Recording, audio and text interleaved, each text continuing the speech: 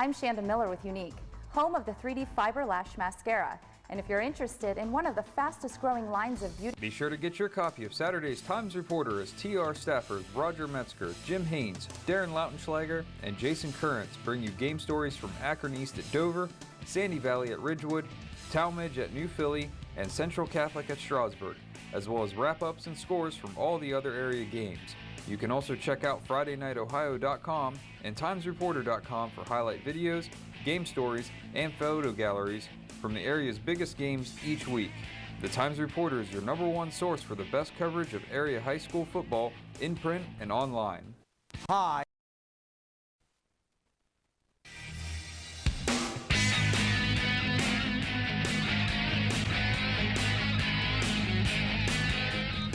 Week 4 of the high school football season finds us at Woody Hayes Quaker Stadium in New Philadelphia as the Quakers take on the Tallmadge Blue Devils.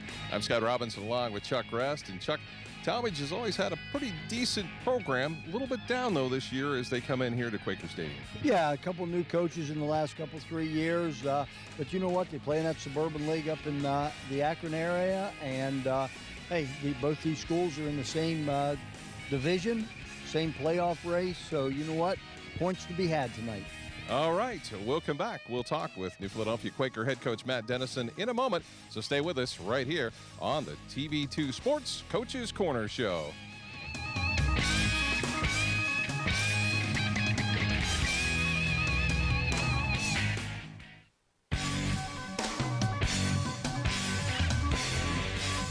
Myers & Miller Podiatry provides complete foot and ankle care to patients of all ages. The practice was established in 2000 by Dr. Adam Myers and has grown to include Dr. Andy Miller in 2007, Dr. Jason Bakich in 2010, and most recently Dr. Kristen Henry in 2015. Our core values of respect and honesty are the basis for how we manage our practice, and we continue to grow by building relationships with our patients in order to better serve their needs. Myers & Miller Podiatry serves Tuscarawas and Holmes counties with offices in Dover, Sugar Creek, Newcomerstown, Millersburg, and our newest location in Uricksville. Let's get started with building our relationship.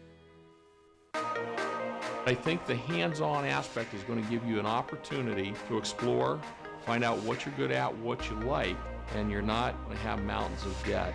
What you're going to have is a marketable skill that even if you don't love it, you can use that to pay to go on to college and get that degree. And we've got a number of students that do that. They're very mature. I think we're a great hands-on exploration base.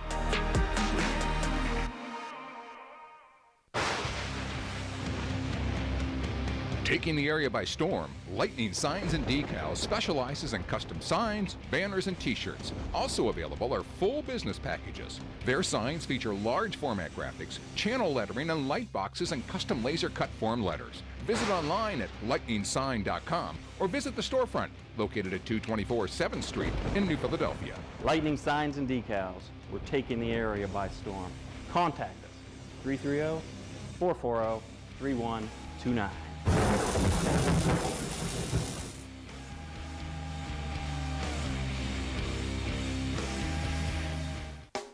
For over 100 years, the House of Stones, located on the square in downtown New Philadelphia, has been committed to providing an exceptional jewelry buying experience that creates lifelong memories and transcends time. Come and see for yourself why the readers of the Times Reporter have voted us their favorite jeweler year after year. Rodriguez's House of Stones, when it's just too important to trust anyone else.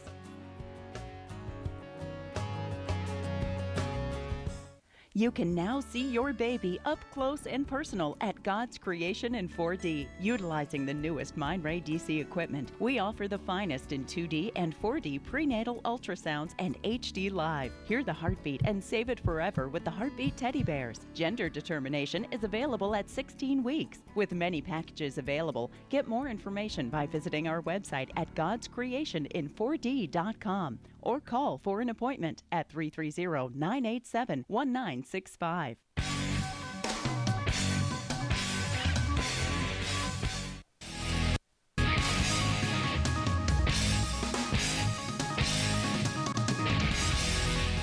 And back on the TV2 Coaches Corner Show with head coach Matt Dennison of the New Philadelphia Quakers. Coach, coming off a tough loss to Perry last week.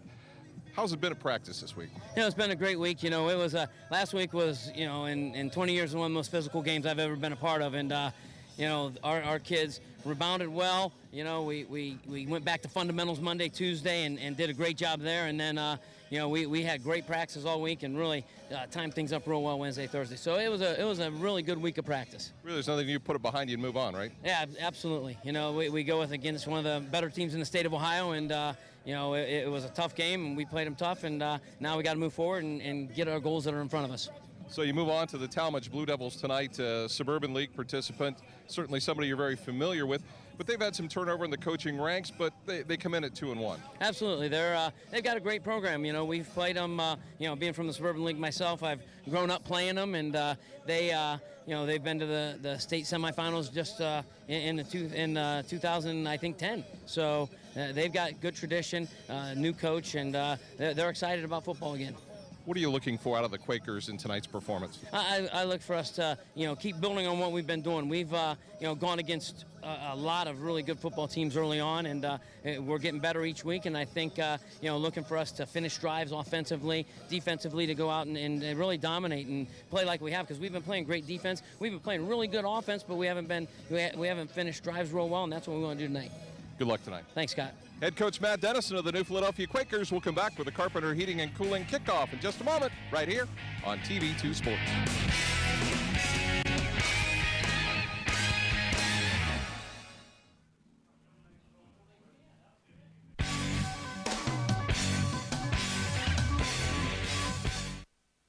Omni Orthopedics comprehensive programs provide early diagnosis and successful treatment for every musculoskeletal problem. With more than 30 years of orthopedic experience, their physicians offer patient-centered treatment for all ages. From evaluation to rehabilitation, your treatment plan is designed around your needs. Omni Orthopedics specializes in sports medicine, the spine, physical medicine and rehabilitation, foot and ankle, and hand surgery. If pain makes activities like climbing stairs, standing or walking a challenge, turn to the home team at Omni Orthopedics. Their mission is to provide you with the highest quality and most advanced orthopedic services so you can get back in the game.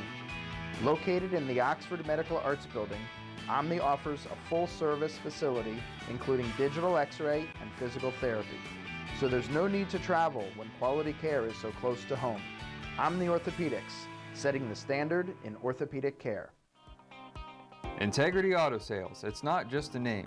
Give us a call at 330-308-9378 or stop in at our 2 locations on East and West High in New Philadelphia for your next quality vehicle. Students choose Kent State University at Tuscarawas because of our academic excellence, dedicated faculty, and affordable tuition. Our bachelor's and associate degrees will prepare you for careers including nursing, computer animation, or veterinary technology.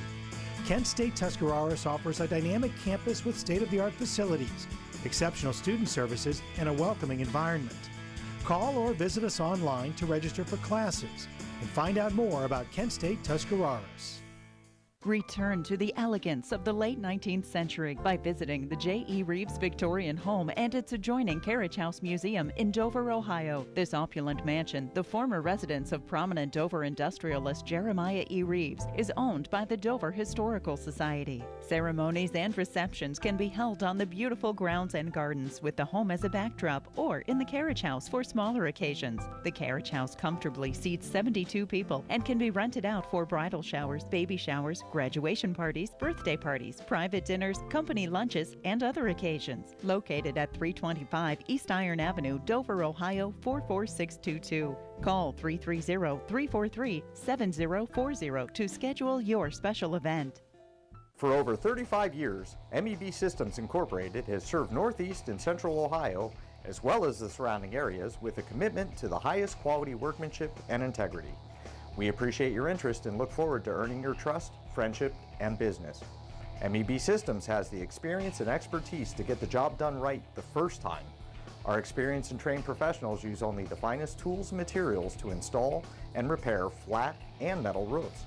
We guarantee our work and always strive to exceed our customers' expectations. MEB Systems Incorporated, specializing in commercial and industrial roofing.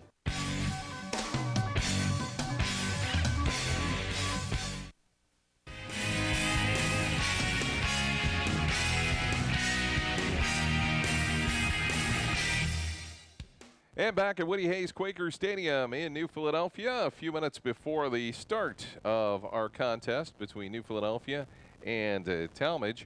It's time now for our Keys to the Game, brought to you by God's Creation in 4D, where you can now see your baby up close and personal with the newest Mindray DC equipment, offering the finest in 2D and 4D prenatal ultrasounds and HD Live. Hear the heartbeat and save it forever with the Heartbeat Teddy Bears. Gender determination available at 16 weeks. Many packages available. You can visit their website at www.godscreationin4d.com or call for an appointment at 330-987-1965. So, Chuck, we saw last week the Perry Panthers came in here. They got down early 9-0. The Quakers were on top, and then all of a sudden, here comes Perry doing what they do, and they just wore the Quakers down. And that's exactly, I think, Scott, you said it best right there. They just wore New Philadelphia down with their ground game. Heck of a ball game last week, just a little bit, just a, what do you want to say, a couple inches short. Yeah.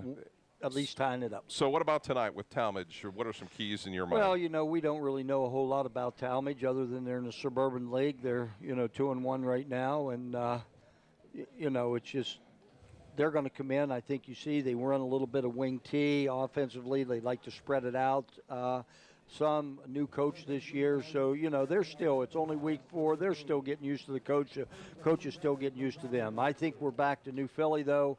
They're going to have to do what they do best. They're going to have to throw the football, and then they've got to get a running game, that they can count on a little bit for, some good yardage just to be a balance. Defensively, I'll tell you, I think New Philly's just playing a whale. Have played well of a game each week they've played defensively, so they just got to contain that. And the thing about Tallmadge is offensively they are very, very young. Very young. I think, they start one senior maybe? Yeah, probably at most, and certainly that makes a big difference. So that is our Keys to the Game, brought to you by God's Creation in 4D.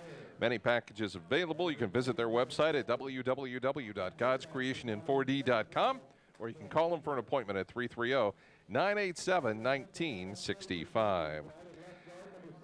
The injury report brought to you by Omni Orthopedics. If you've been sidelined with an injury, get back into the game with the home team at Omni Orthopedics. With more than 30 years of orthopedic experience, their physicians offer patient-centered treatment for all ages.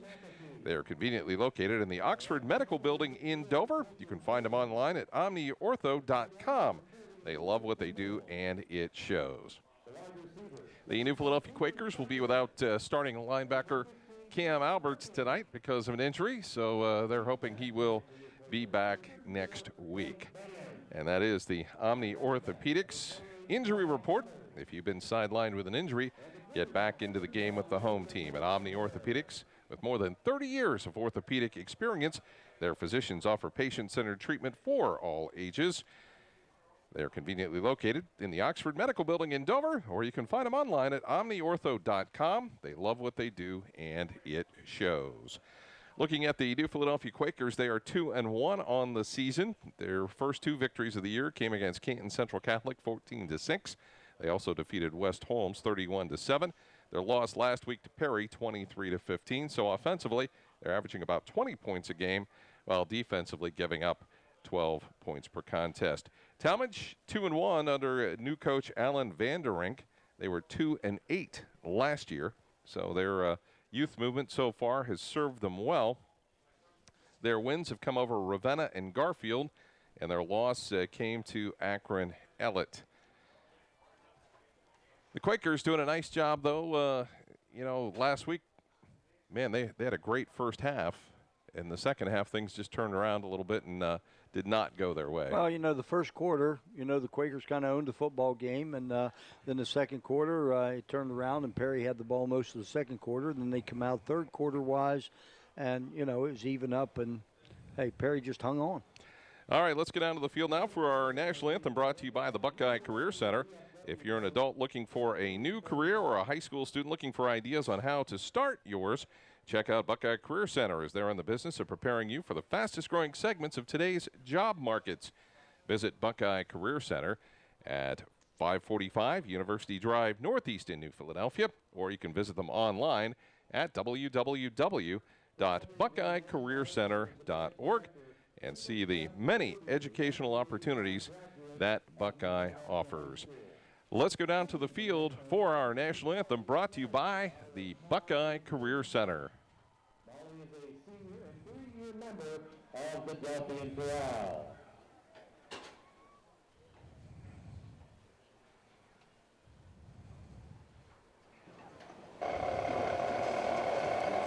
Oh, say, can you see by the dawn's early light what so proudly we hailed at the twilight's last gleaming, whose broad stripes and bright stars through the perilous fight o'er the ramparts we watched were so gallantly streaming, and the rockets right there, the bombs bursting in air, give proof through the night that our flag was still there.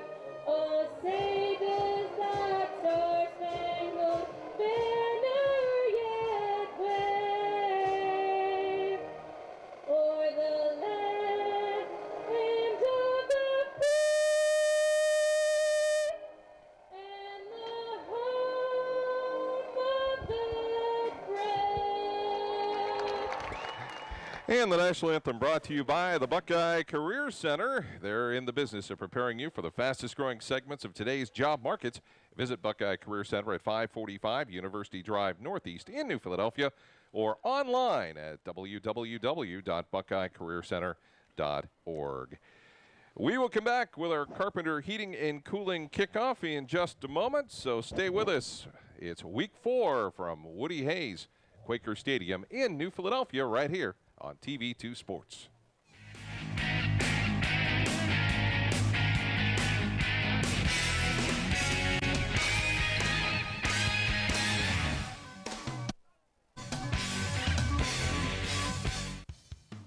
At Mr. Appliance, we believe repairing your appliance is only part of the job.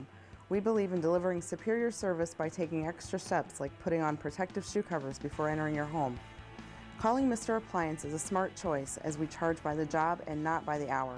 When our in-home service professional arrives at your home, you'll get a complete diagnosis of your appliance problem and a solid quote before any work begins.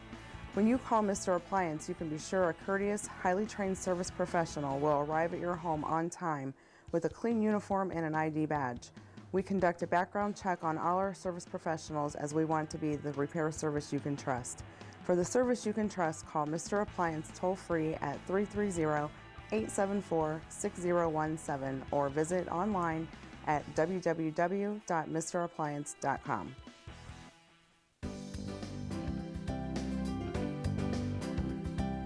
For clean air you can breathe in a clean-looking home exterior, Ultra Clean. Locally owned and operated, offers both air duct cleaning and pressure washing for your home. Give them a call at 330-243-3996 to help clean up the air you and your family breathe and your home's outside appearance.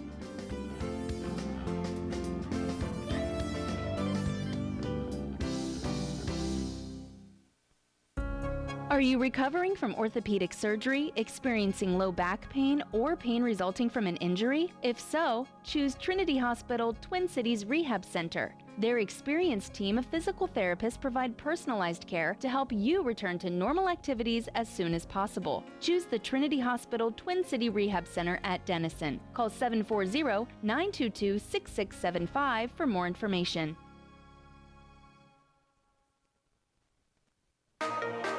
I think the hands-on aspect is going to give you an opportunity to explore, find out what you're good at, what you like, and you're not going to have mountains of debt. What you're going to have is a marketable skill that even if you don't love it, you can use that to pay to go on to college and get that degree. And we've got a number of students that do that. They're very mature. I think we're a great hands-on exploration base.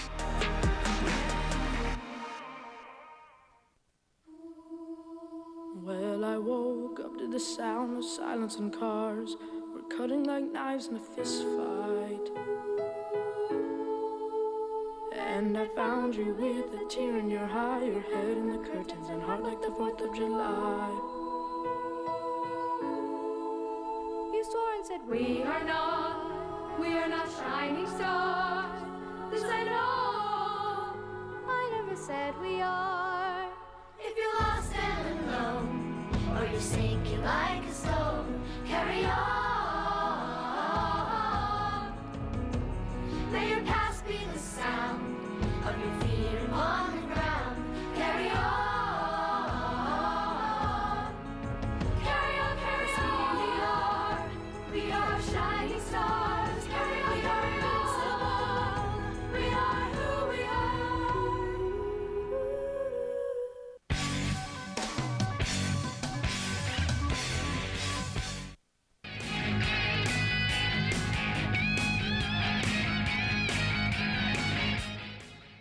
And back at Woody Hayes Quaker Stadium in New Philadelphia, it's time now for our starting lineup.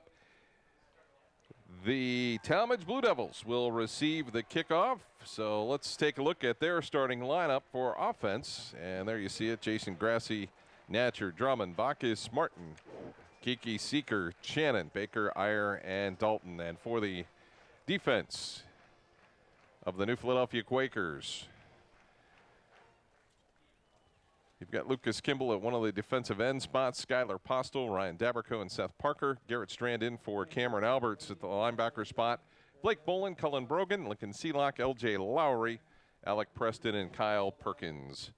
So we are just about ready to go here with the start of our contest.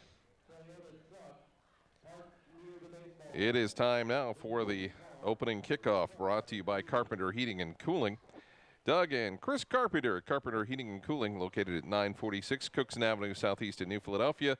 They want to know, are you looking for year-round comfort? Well, you can reach them at 330-308-8550 or visit them online at www.carpentercomfort.com, and they will be happy to walk you through a new heating and cooling system for your home or business.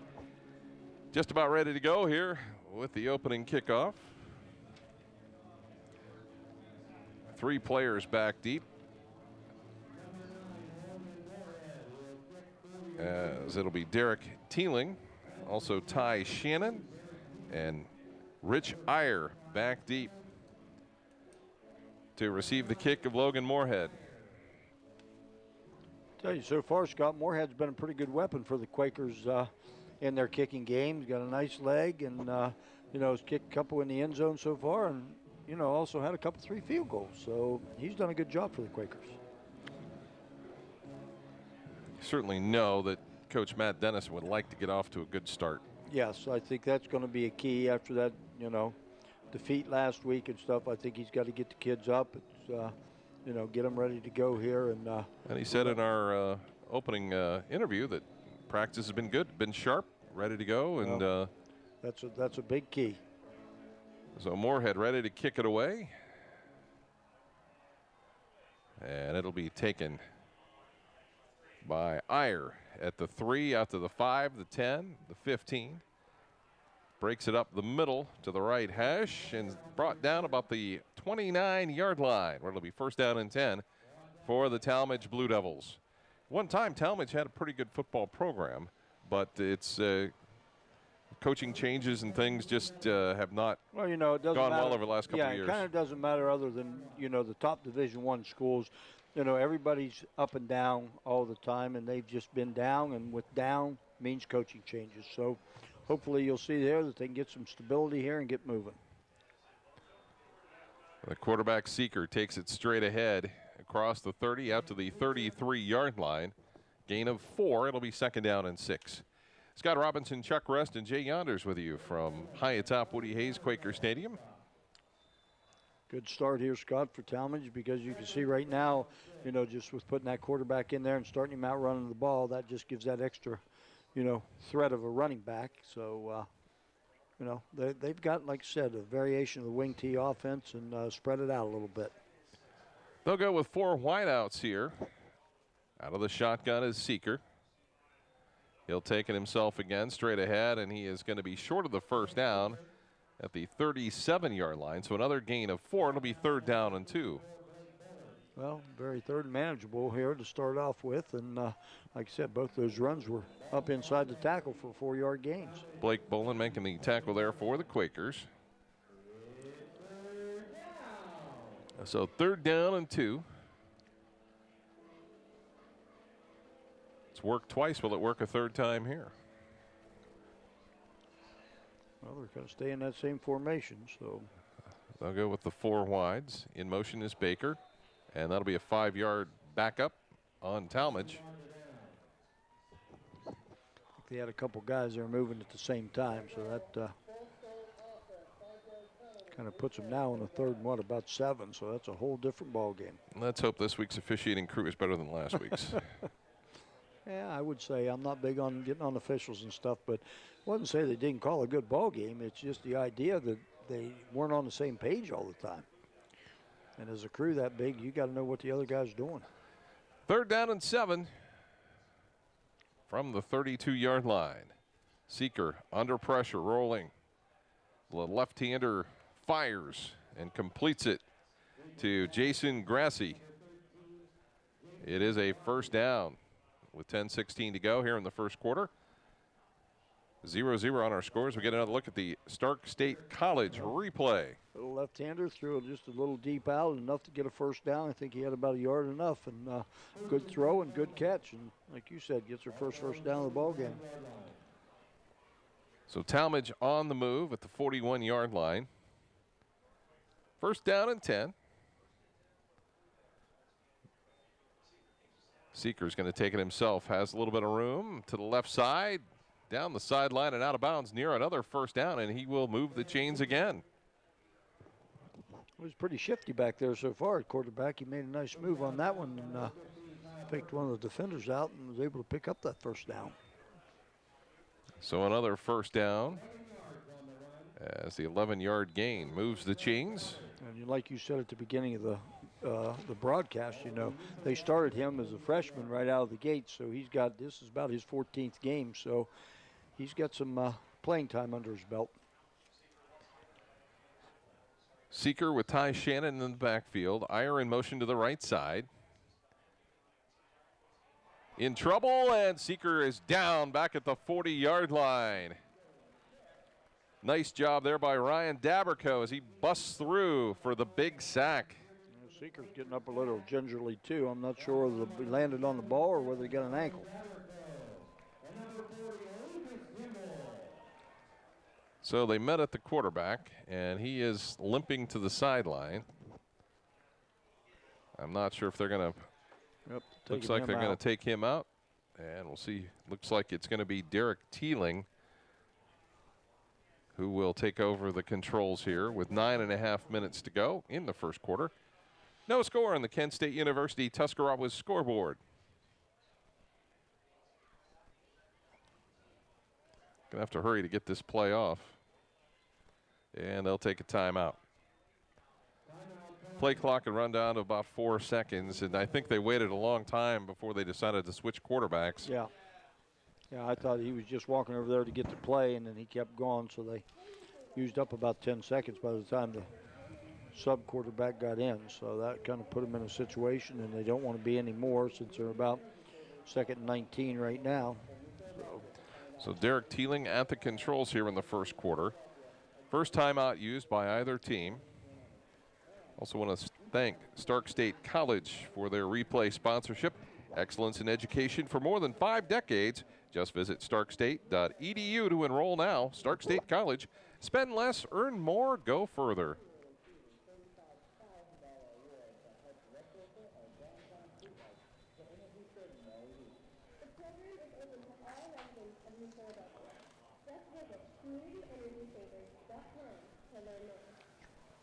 So 2nd down and 19 here for the Blue Devils. Iyer in motion. The handoff to Iyer to the right side. Slips a couple of tackles and knocked out of bounds.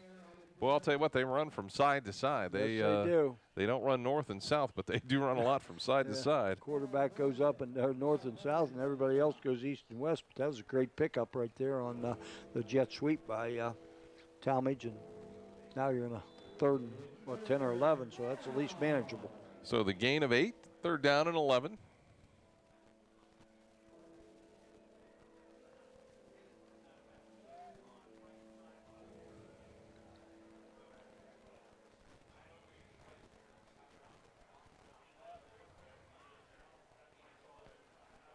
2 men in motion. That's going to be another 5-yard penalty. Has to be.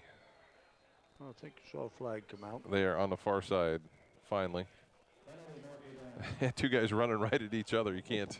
Well, Canadian football. Yeah, yeah.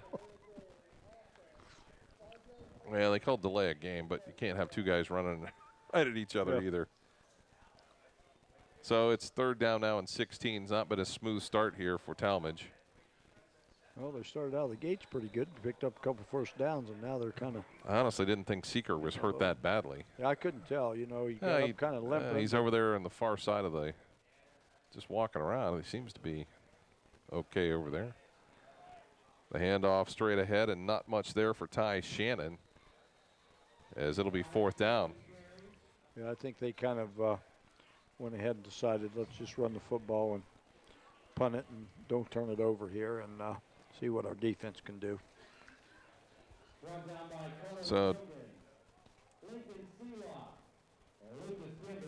So Ty Shannon will drop back to punt.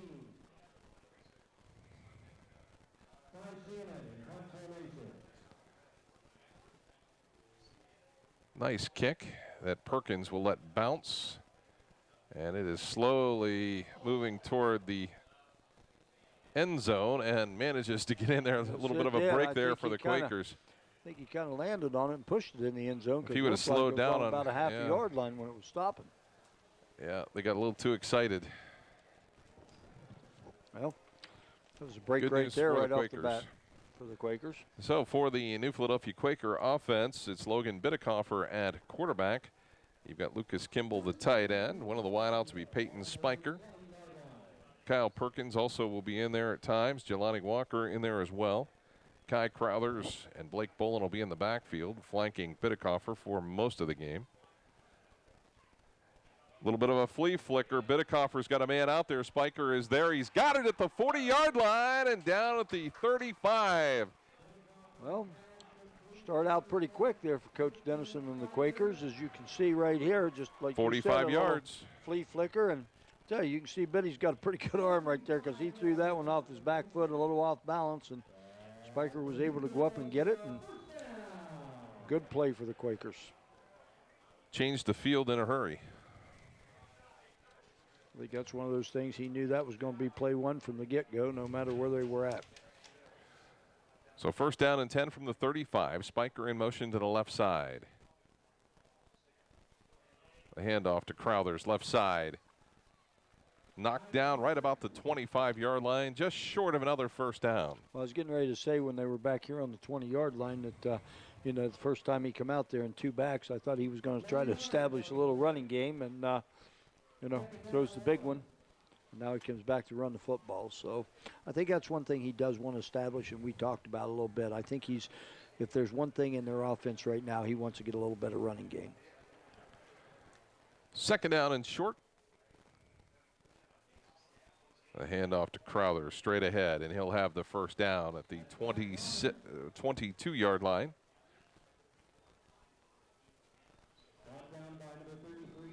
So the Quakers looking pretty good here on this first drive. In Tallmadge territory at the 22. 7:10 to play here in the first quarter.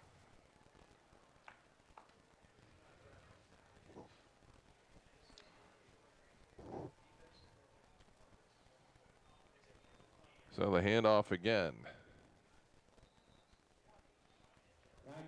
As Kai Crothers picks up a couple. 2nd down and 8. Well, Josh Todd is doing a good job for the Tallmadge Blue Devils. He's been in on just about every tackle from his linebacker spot.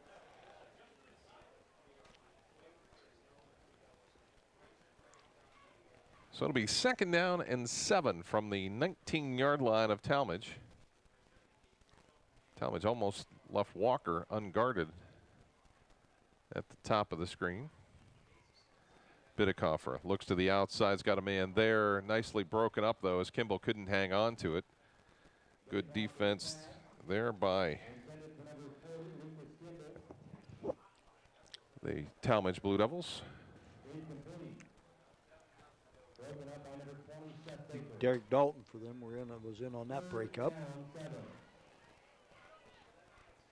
So 3rd down and 7. Quakers certainly in field goal opportunity range.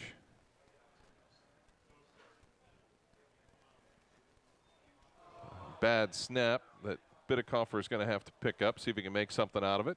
Gets it to Walker, and he's just short of the 1st down at the 14-yard line. Boy, Bidekoffer made something out of nothing right there. Well, right there's a perfect example of playing on turf, because he was able to go back and it bounced right up, and he was able to just pick it up on the bounce and had a good block. Was able to turn his shoulders and get it to Walker, and definitely puts him in a 4th and that's really senior experience there. Yes, he didn't panic. He grabbed it. He turned. He found the open man and hit him between the numbers. Put him down here with the 4th and 2. So 4th and 2. Spiker in motion to the left side. And now we've got a penalty. Motion. Not sure that it wasn't Walker that jumped. He got out of there pretty quick, didn't he? That's going to change things. So we're going to have Moorhead come on and try a field goal attempt. Well, 2 penalties on, for both teams now that put them in manageable situations and kicked them out. And Tallmadge had to punt on their first series, and Quaker's going to try for a field goal. So it's going to be about a 36-yard field goal. Good snap. Kick is up. Looks pretty good, and it is good.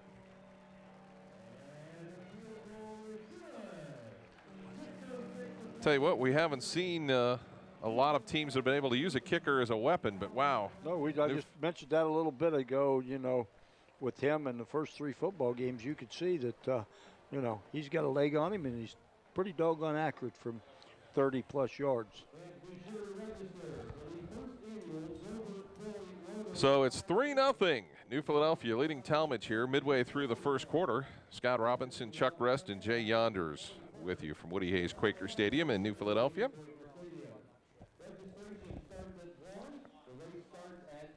And Moorhead will get ready to kick it away again. 3 receivers back, Teeling, Shannon, and Iyer. As Moorhead ready to kick it away again.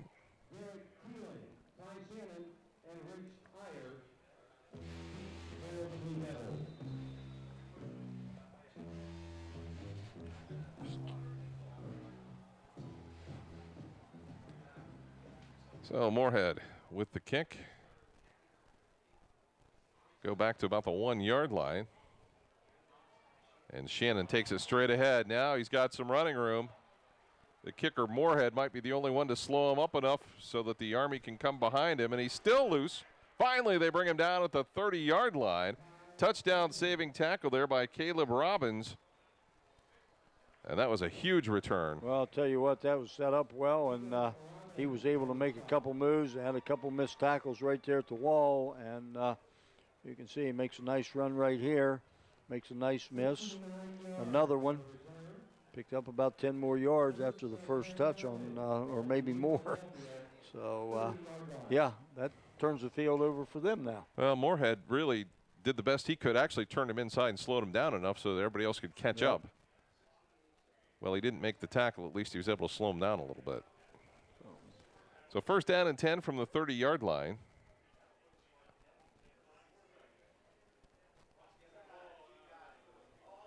And another penalty flag is down.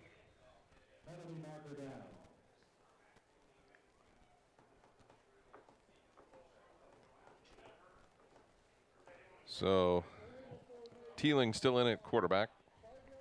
Yeah, Seeker must be a little more injured than we thought he was. He just said we haven't seen him. He might have his helmet on now, but. So it'll be 1st and 15 from the 35-yard line.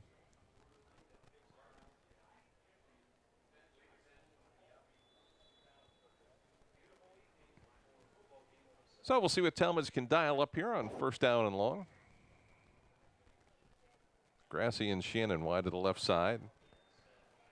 Actually, it's Shannon with the football. He's going to reverse field. He'll pick up 6 maybe.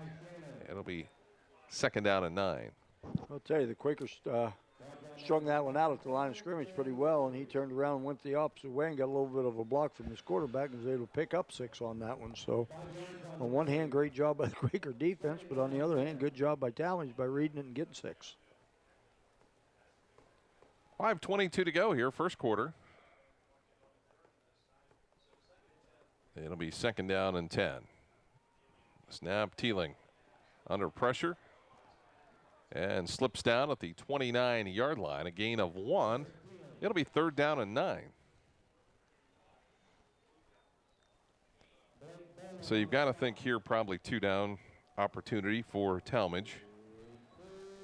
Yes, I would think so. You know, that. No sense to punt from there if they don't make it on 3rd down. You know, realistically, their best 2 runs of the night, the 2 out of the 3 runs have been up in between the tackles by the quarterback. So, you know, you might want to look at Teeling just taking it right up the middle on this one. So 3rd down and 9. Teeling rolling to the right. Showing pass. Now tucks and knocked out of bounds at about the 26-yard line. And it's 4th down. Seth Parker over there to make the tackle for the Quakers. And it's going to be 4th down and 7. Well, they've completed 1 pass so far tonight with a little bit of an out move, and that was by Seeker. So we'll see if Teeling can dial up here something, because it's going to be hard, I think, to run 7 yards on the Quaker defense.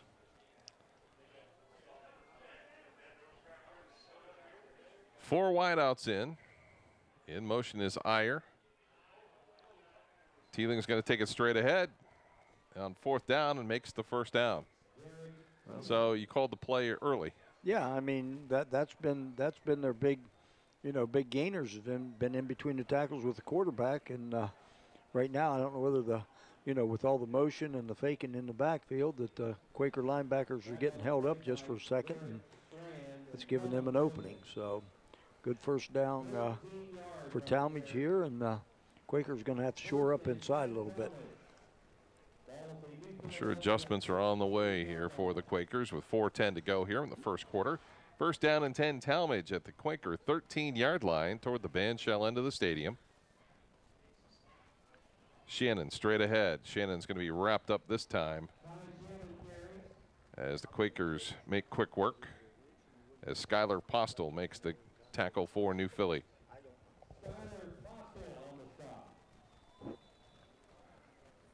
Second down and 9 after the gain of 1.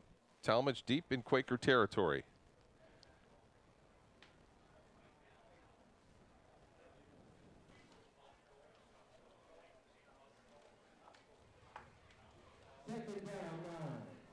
So 2nd and long. Teeling is going to take it himself. Works it to the outside, and the Quakers are there for no gain. Good job that time by the Quaker defensive front, as they just held their guys up and was able to stop in there and make the play. So, I've noticed a little bit, Scott, the more faking they do and everything, and the more they try to run wide, that gives the Quakers time to see what they're doing. And again, their best plays have been right up the middle. So 3rd down and 8. They'll split 2 wideouts to the left side. Power I. The handoff to Shannon. And Shannon stopped right at the 10-yard line after a gain of maybe 2. Did the ball come loose? I've not seen. Yes, all right. So the Quakers pick it up. There was a lot of activity and no sign there by the officiating crew. And then finally, we see the hand pointing. I thought maybe Quakers they had him stopped way.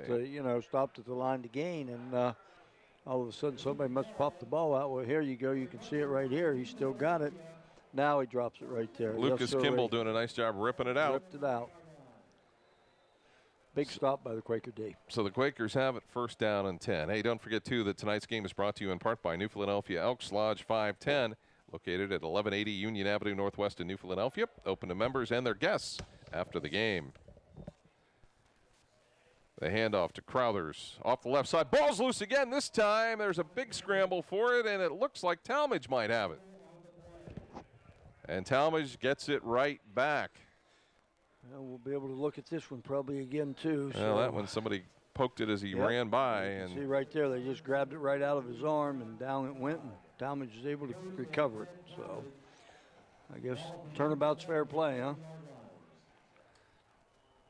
Caden Genovese was the Blue Devil that stripped it loose. So it'll be first down and 10 for Tallmadge. And Teeling remains in at quarterback after Seeker went out and has not been seen since. Teeling rolling to his left. The pass going to be caught. And Grassi puts his head down as inside the 10-yard line at about the 8, where it'll be a first and goal. Well, second completion, second play that they've run on that one. Grassi's done a nice job both times of getting away from the first would-be tacklers. So that puts Tallmadge right now.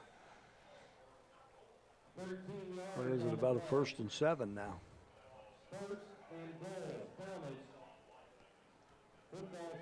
So the ball's at the 7-yard line, first and goal. Jacob Breiting wide to the right side along with Shannon. Grassi and Iyer to the left. Baker in the backfield with Teeling. Teeling straight ahead. Teeling inside the 5 down to the 4-yard line. So Tallmadge just says, you know what, we're going to take it right up the middle. Yeah, I mean, they're just leading that fullback up through there and bringing the quarterback right in behind him, and they're able to pick up good yardage each time. So it'll be second and goal from the 4.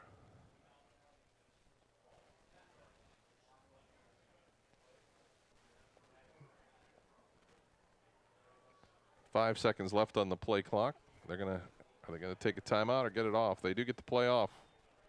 Teeling. Ball's caught and then dropped. Good defense by the Quakers. Looks like it might have been Alec Preston in there to knock it away.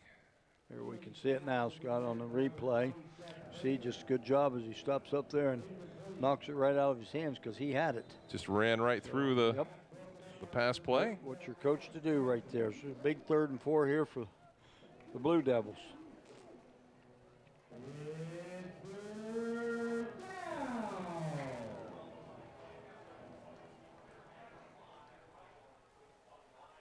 So 3rd down, Teeling, the handoff straight ahead, and Shannon has nowhere to go. Oh, looks like they're bringing on the field goal unit.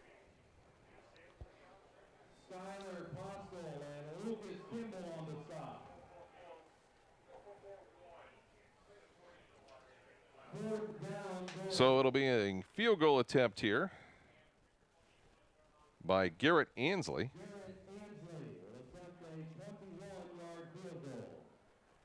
So basically an extra point attempt for a field goal and penalty flag. And saw Quaker in the backfield, but I think they were drawn off. Yeah, so I that think makes a little motion.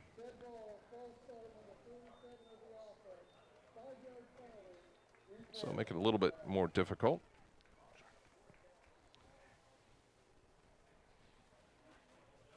So that will take the field goal attempt now to 27 yards.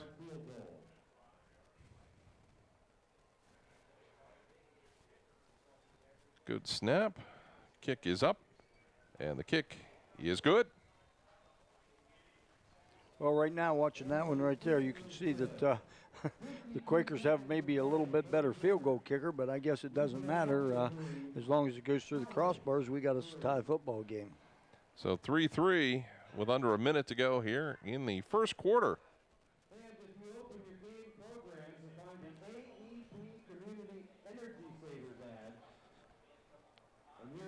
So with 52 seconds to go, Quakers will get the football back. I think there's been a little carryover from last week, Chuck. You know, I guess I look at it a little bit and watch the Quakers. It seems like they've had a little bit more zip in their step, especially defensively. You know, but then we're not down there. We're not seeing who's blocking what and how they're doing. But I just think so far defensively just needs to pick it up a little bit, and offensively they've moved the football. They just stalled out a couple times, and penalties. We didn't have this many penalties in the first game we had this year. No, that's true. it has not been error-free, that's for sure.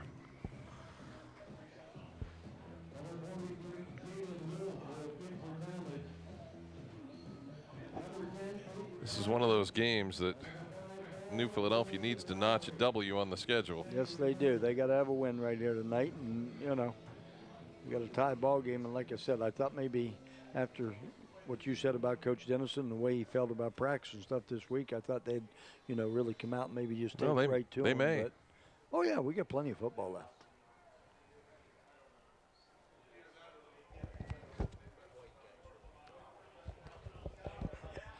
So the kick, it's going to be taken by Spiker to the 20, the 25, and out of bounds near the 30-yard line.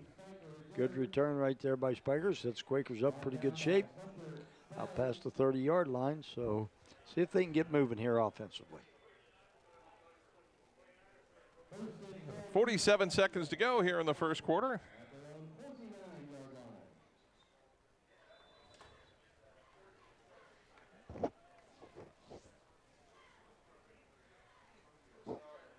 So Perkins wide to the left side. You've got Spiker and Walker to the short side of the field. And Bittenkoffer hands off to Crowthers. Another fumble picked up by Walker. And Walker carries it into Tallmadge territory at the 49-yard line. Right place at the right time for Walker. You could see he was just trying to come off of his block. And Tallmadge doing a really good job of stripping the football. And Walker was just kind of standing there and was able to pick it up and pick up about 20. Replay brought to you by Stark State College. Why pay more for a quality education? At Stark State College, affordability is the key. More than 280 degree and certificate options while saving thousands. Just visit starkstate.edu today. First down and 10 from the 49. Bittenkoffer looks to go across the middle of the field. Spiker is there, makes the catch at the 30-yard line. Tell you, Spiker did a great job on that one, just concentrating on the football and catching it, not worried about what was around him. Bittenkoffer put it right on the money, and you can see as he caught it, he was getting hit. So give that one to Spiker on that for a nice catch. So Lane, Perks, and Perkins come wide to the right side. Walker and Spiker to the left side. Crowthers in the backfield with Bittenkoffer. They'll go to Crowthers. And penalty flag is down. I thought we might get a hold right here on one of the Quaker wide receivers.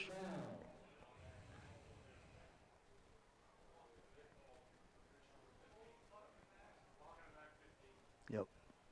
So we'll get the block in the back, and that will back up the Quakers.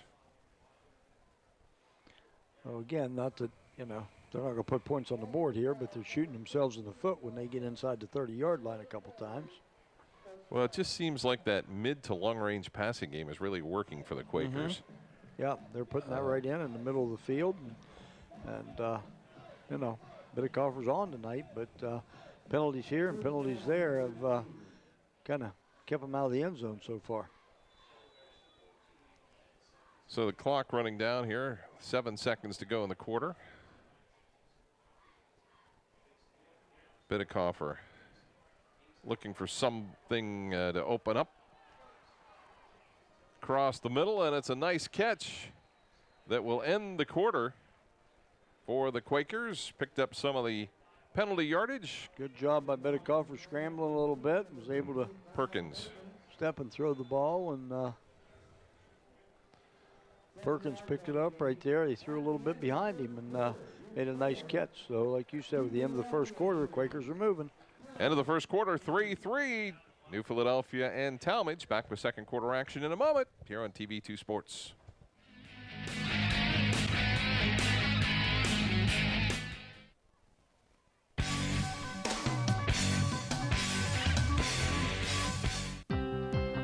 No matter where you are in life, Stark State is the smart choice.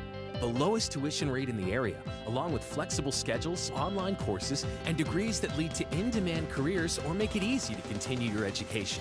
Small classes, professors with real-world experience, and a campus close to home. Plus, more than 92% of Stark State grads secure a job or continue their education. Choose Stark State College. Spend less, earn more, go further. Register now. For exceptional and expert care in a comfortable and friendly atmosphere, turn to Ohio Head and Neck Surgeons located at 400 Medical Park Drive, Suite 103 in Dover. Since 1964, our physicians have been providing our patients with a wide range of general and specialized care for the treatment of ear, nose, and throat conditions. Our doctors, Asako, Ramsey, Bogdan, Smith, and Brescia, are board certified and have all trained at major American academic centers. We strive to deliver every patient the most advanced and highest quality of affordable health care available. Services include treatment of adult and pediatric ear, nose, and throat disorders, allergy management, complete hearing services, and facial plastic and reconstructive surgery. We are the largest ear, nose, and throat provider between Cleveland and Columbus. Let Ohio Head and Neck provide you and your family with the quality of care you deserve by contacting us today at 330-492-2844 or find out more by visiting our website, ohioheadandneck.com. You can now see your baby up close and personal at God's Creation in 4D. Utilizing the newest Mindray DC equipment, we offer the finest in 2D and 4D prenatal ultrasounds and HD Live. Hear the heartbeat and save it forever with the Heartbeat Teddy Bears. Gender determination is available at 16 weeks. With many packages available, get more information by visiting our website at godscreationin4d.com or call for an appointment at 330-987-1965. Carpenter Heating and Cooling has been keeping your home comfortable for over 30 years. Every installation includes heating and cooling load analysis, along with a follow-up visit to ensure your satisfaction. Carpenter services all makes of residential and light commercial heating and cooling equipment utilizing custom fabrication and state-of-the-art system checks. Their NATE certified technicians work hard to provide you with total living comfort. Hi, I'm Doug Carpenter. And I'm Chris Carpenter. Come see us online at carpentercomfort.com. Or give us a call at 330-308-8550.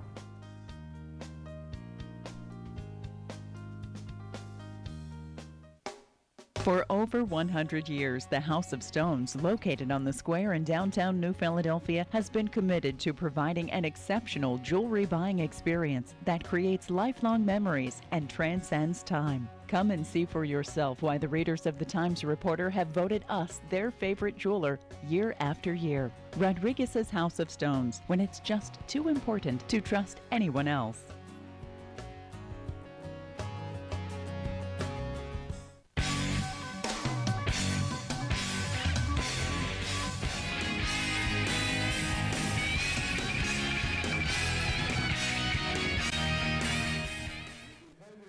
Three as we begin the second quarter here at Woody Hayes Quaker Stadium. Lightning Signs and Decals is bringing you our first quarter wrap-up. Taking the area by storm, Lightning Signs and Decals specializes in custom signs, banners, and graphics. They're also an authorized distributor for Mossy Oak, Browning, Realtree, and Bone Collector graphics and products, as well as they are a hunting and fishing license agent. Visit online at lightningsign.com. Or visit the storefront located at 224 7th Street Northwest in New Philadelphia. There's a battle of field goal kickers in that first quarter. New Philadelphia scored first a 36-yard field goal by Logan Moorhead, and then Tallmadge answered with about 1:11 to go in the first quarter with their own field goal, and that is where we stand as we begin the second quarter. The first quarter wrap-up brought to you by Lightning Signs and Decals, 224 7th Street Northwest in New Philadelphia. And we have a penalty on the Quakers to begin the second quarter. I don't know whether it's a lack of focus or something because they're just not in rhythm like they've been here the last couple ball games. They don't know what it is, and this ho-hum offense right now is just, it's just not moving like they're used to moving. Bidikofer looks to the outside of the corner of the end zone. He's got a man out there. There's some contact and no call. It'll be 3rd down and I think 6. that was good defensive play because he was looking back for the football just like the receiver was. So now you're in a 3rd and 6 situation, and I suppose we can look here and say that we're still in field goal range for the Quakers, but I don't think that's what Coach Dennison's looking for.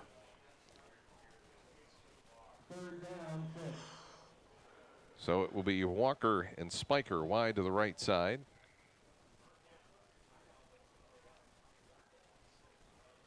Sealock and Crowthers in the backfield. The handoff to Crowthers, and he is going to be awful close. Looks like he's going to have it right at the 15-yard line. Yeah, if the spot's good, they should have a 1st down, I would think. Well, the marker says 1st down, but the chains haven't moved.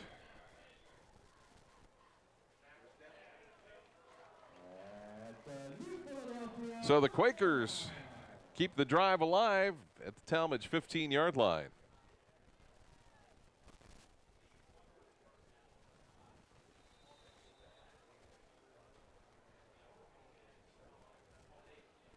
I think here right now is where they got to sit up and get a running game going, at least here for a down or two.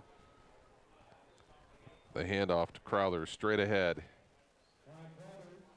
Snap was a little bit high and kind of threw the timing off just a little bit because I thought he had a running lane right back there and he had a chance to cut back, but I think, like I said, the timing was off just a little bit. 2-yard gain, 2nd down and 8. Sealock and Crowthers flanking Bidekoffer in the backfield. Walker and Spiker again to the right side. Crowthers again barrels inside of the 5 down to the 4-yard line. And it'll be another 1st down. Yep. Again, snapped just a little bit high, but that time he had a lead blocker going up in. And nice spin move right here and was able to pick up 4 more yards.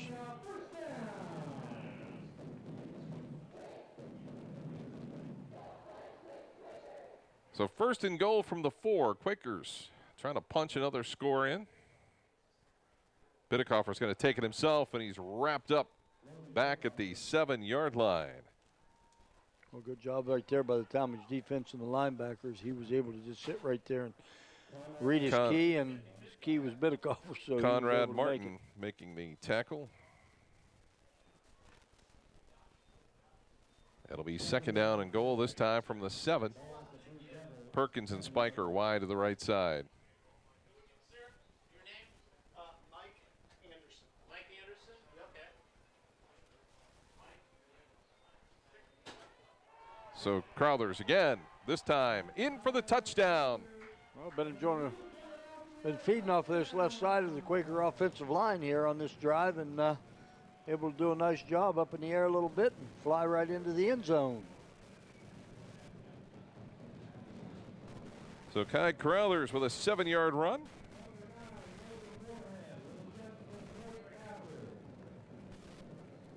Moorhead on to try the extra point. Kick is up, and the kick is good. Makes it 10-3. New Philadelphia leading Tallmadge. And with 10:03 to go here in the 2nd quarter. Coming up at halftime, we'll have our MEB Systems halftime report, and we'll also have our halftime adjustment brought to you by the Ohio Head and Neck Surgeons. Also, don't forget about the fine folks at the New Philadelphia Elks. They want to invite everybody over after the game to visit them at 1180 Union Avenue Northwest in New Philadelphia, open to members and their guests after the game. That's the New Philadelphia Elks, number 510, 1180 Union Avenue Northwest in New Philly. Well, that was a big touchdown right there by the Quakers, and like we said, and you said, it just seemed like tonight's game's just a little bit lethargic, you know, on both the offense and defense for the Quakers. So that was a nice drive and nice job getting 7 points on the board. Maybe that'll fire them up a little bit. Quakers seem to score points in bunches, so that may in fact do the trick. We shall see here.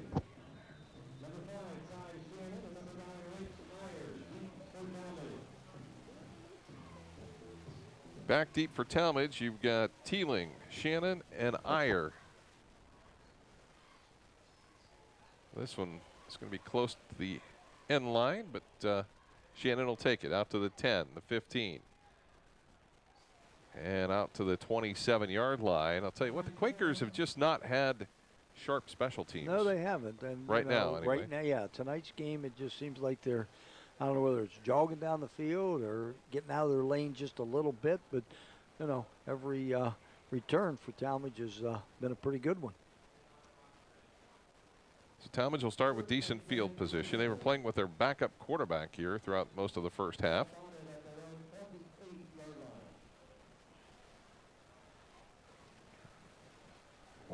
As Derek Teeling remains at the controls. He'll take it up the middle. Trips a couple of tackles, slips right by him. You get 3 maybe. It'll be 2nd down and 7. Well, it just shows right now Talmadge's offense is pretty much revolving in their running game right around both quarterbacks that they've had in. So that's where they're picking up any yardage they can get. Cullen Brogan on the tackle there for the Quakers. 2nd down and a long 6. Out of the shotgun, Teeling looks over the defense, takes the snap.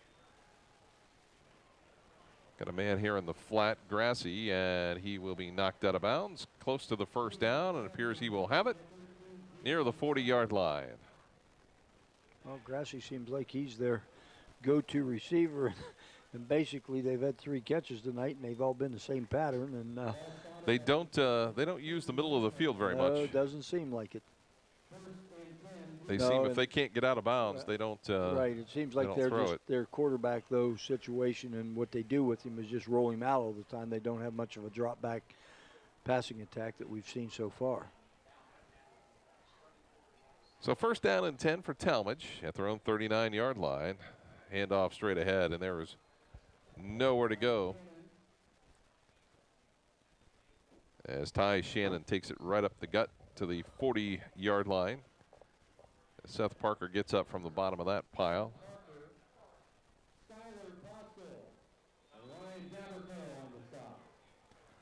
So a short gain of 2. It'll be 2nd down and 8 with 8:49 to go here in the 2nd quarter.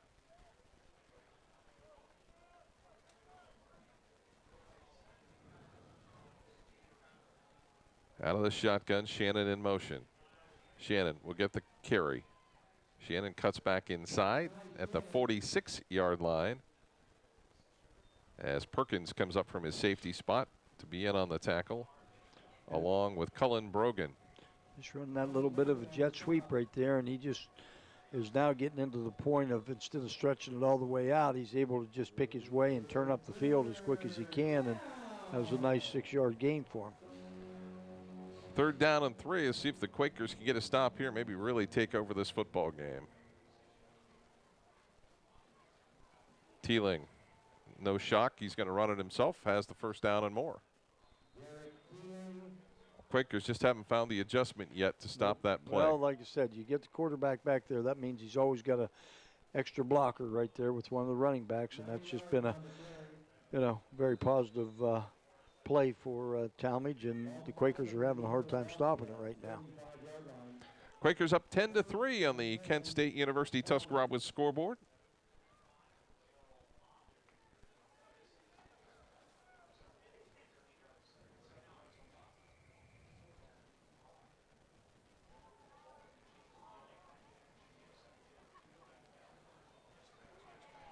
Teeling looking to pass, rolling out to his right. Tucks it and gets knocked out of bounds after another 1st down. Well, boy, there's no offense other than the quarterback running the football. Yeah, running up the middle and scrambling outside and running. But that was a nice job by Tallmadge on that, as he had a couple nice blocks. And Quakers were playing with their defensive backs, but since he started out to the left and then came back around to the right, had that one extra offensive player to give him a block and able to pick up 11 yards.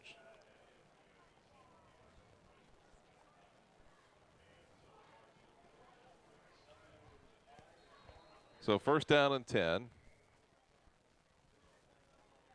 We've got an equipment problem, I believe.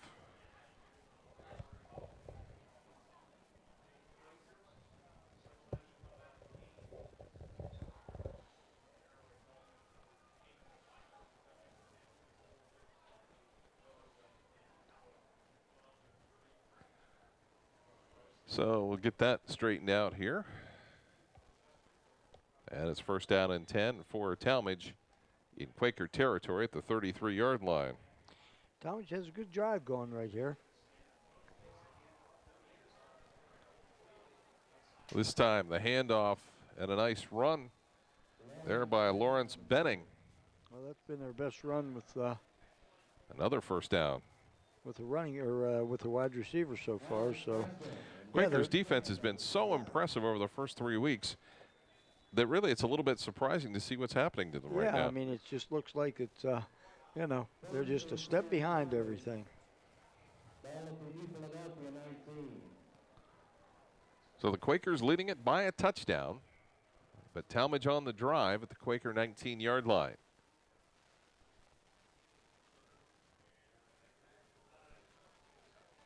A handoff straight ahead is Shannon. Just puts his head down and moves it forward to, I believe, of the 12-yard line. So it'll be gain of 7, second down and 3.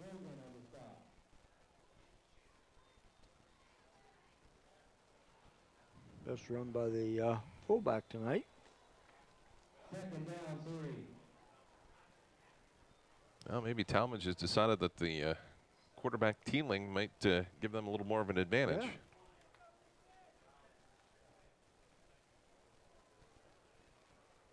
Baker in the backfield along with Teeling. In motion is Shannon. Shannon gets the handoff. Shannon finds a hole. Shannon dives toward the end zone and down to the 3-yard line. You know, other than a couple outside runs, that, you know, inside the tackles have been Tallmadge's offense tonight. Boy, they have just blown open some holes here. And now it's first and goal from the 3-yard line.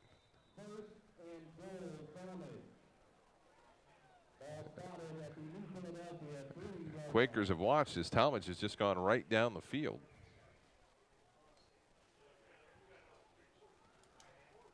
I don't think this is how the Quakers had it scripted out. No, right now. You know, they turn around to get a score, and now they turn around and... Teeling off the left side, and he is in for the touchdown from 3 yards out.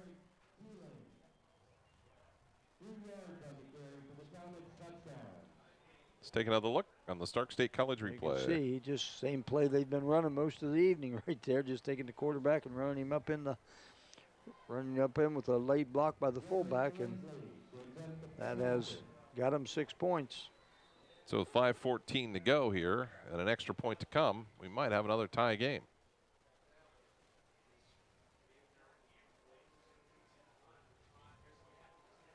Snap, a little bit problematic, but they got it down. The kick was good, and we are tied at 10-10.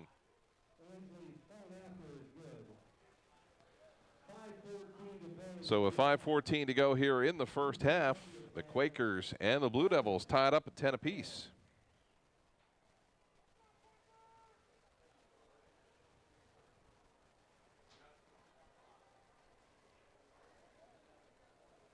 So the Quakers have some work to do. They've just got to find a way to slow down the running game of Tallmadge. You know, I mean, both of them putting out 10 points on the board, but like you said, that Quaker defense just seemed like they just didn't do a very good job right there on that last series.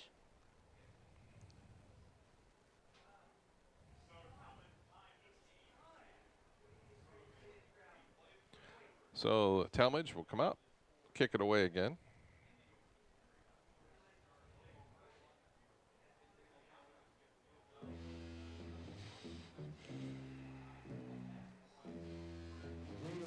So Tallmadge gets ready to kick it away.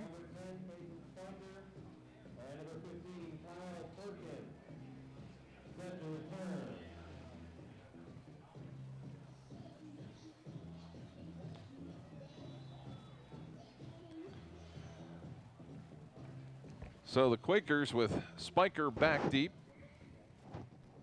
along with Perkins.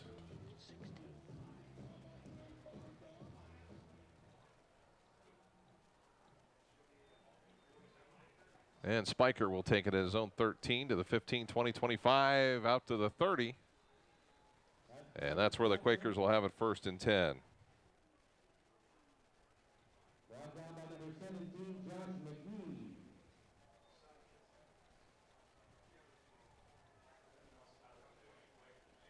So first down and 10 here for the Quakers.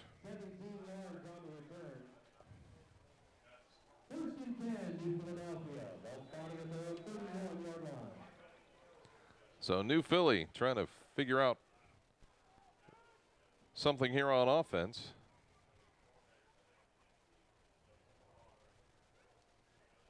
Well, you know, you got 5 minutes to go. They got plenty of time right here to do something. Bidekoffer looks to the outside. Walker's got it. Walker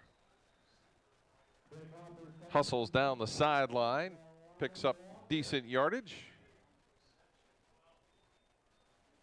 And it will be second down and about 6 after the gain of 4.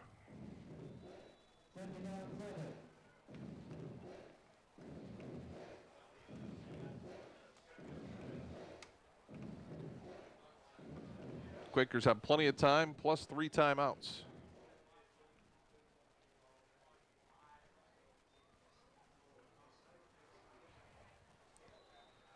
And another run by the Quakers there as Kai Crowthers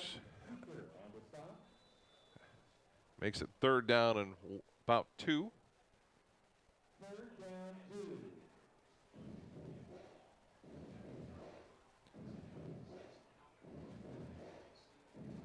So the Quakers will set it up here. Crowthers lined up with Bidekoffer in the backfield. 3 wideouts in. They'll come to Spiker. It goes through his hands, and it's incomplete. And it'll be 4th and 2.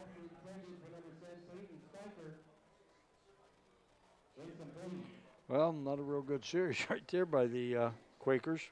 Quakers will bring the punt team out. But you never know. With Bidekoffer being the quarterback.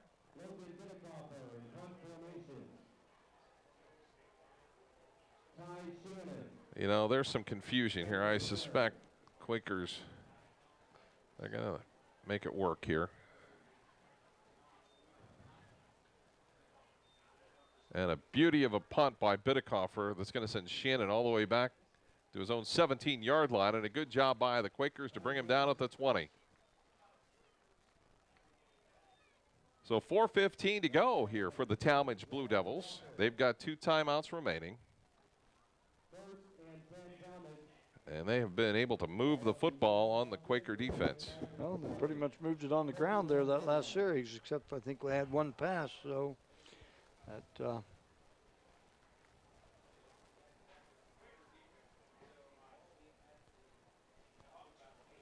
So first down and 10 for the Blue Devils at their own 21-yard line.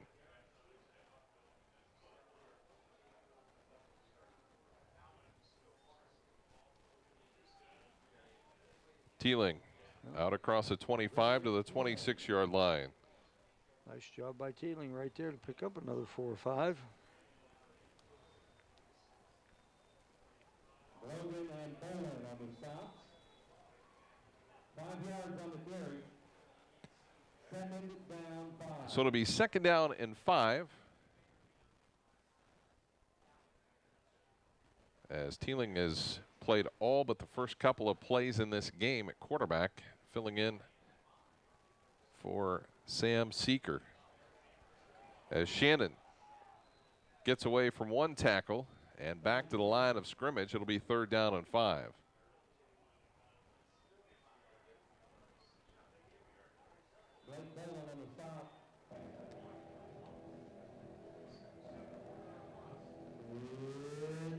So big third down play here for Tallmadge. Quakers could get decent field position.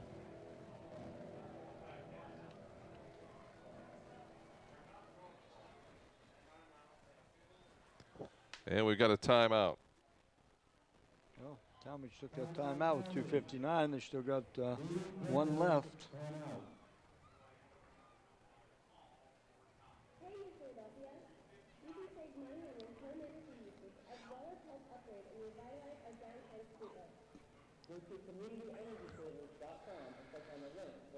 So third down and 4 here. Critical play for Tallmadge with just under 3 minutes to go.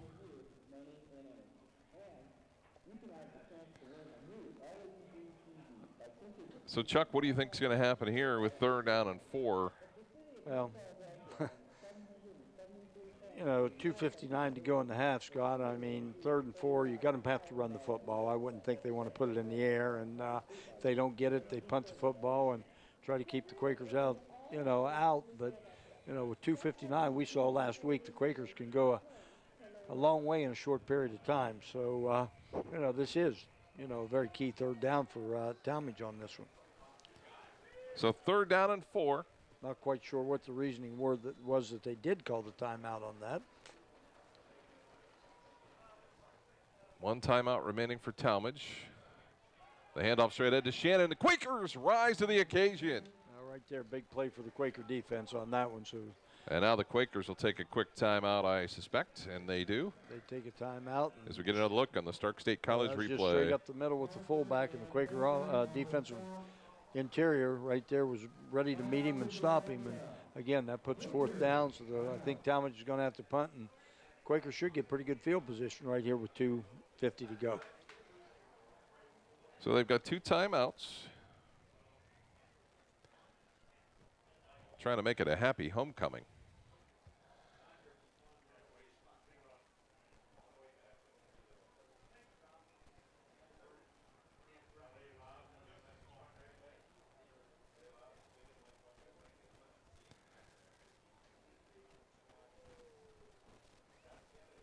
So 2:53 to go here. Tallmadge is going to have to punt the football.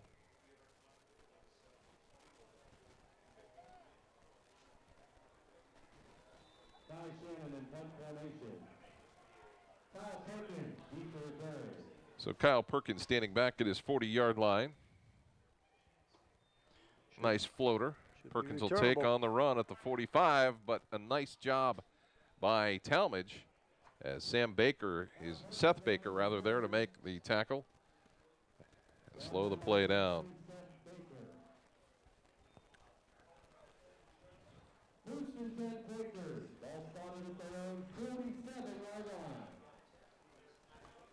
So the Quakers with great field position at their own 47. Plenty of time remaining, couple of timeouts. Yeah, I mean, Quakers really in a pretty good shape here with 2:45 to go in the 2nd quarter. And like we said, we know they can get big chunks in a hurry, and it's be a nice job for them to. Don't have to eliminate the running game, though. No, you have 2 timeouts to go. Bidicoffer to Walker at the 45, slips a tackle down to the 43-yard line. And I mean, you can run, with this much time, you can run your offense just like you normally do, and you got an opportunity to save your timeouts, pick up 2 or 3 first downs. That's going to stop the clock for you so you can get up and get set. So, you can be up to the line ready to go with the play. So 1st down for the Quakers at the Tallmadge 43-yard line.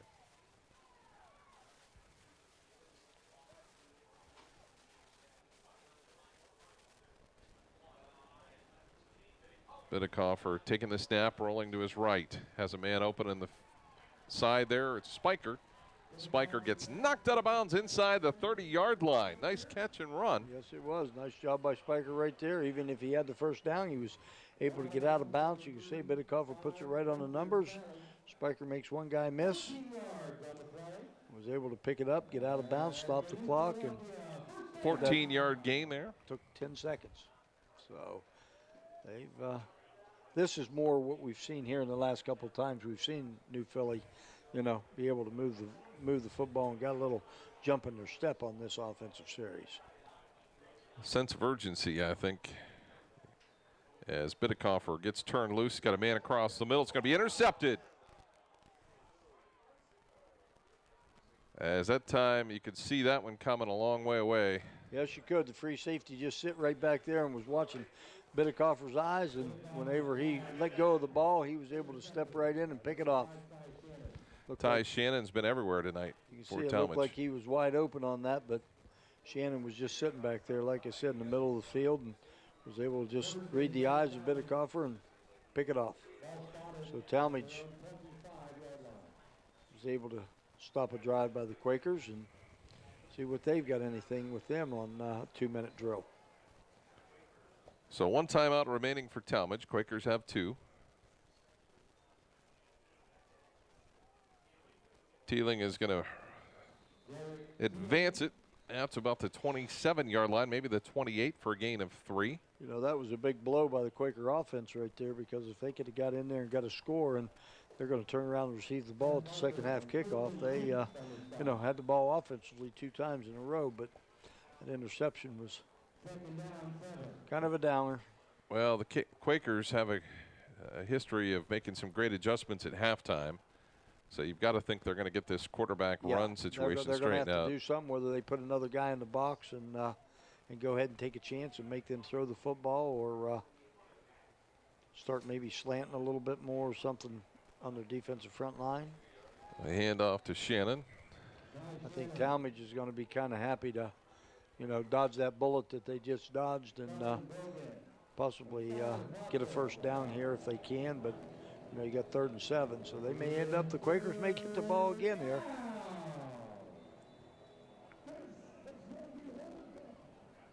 So I'm sure that Tallmadge will take as much time here off the clock as they can. They can still burn another 14 seconds on the clock. We're down to 45 seconds, and they seem to be no hurry. And they'll get it snapped here, I think. They messed it up, but didn't get it snapped. No, they didn't. So they lost 5 What yards. you got here? You know, they waited just a little bit too long, and one of those linemen's jumped. So, yeah, I think maybe they stepped up, and one of the Quaker linemen jumped offside. So that did help it right there. So now you're down to 3rd and 1, which is very manageable. Pick up a first down, you run the clock out. In a sense, though, you pick up a first down and you don't have to run another play.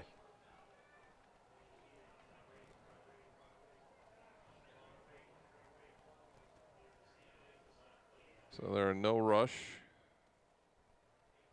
Teeling will take it himself. He'll have the first down.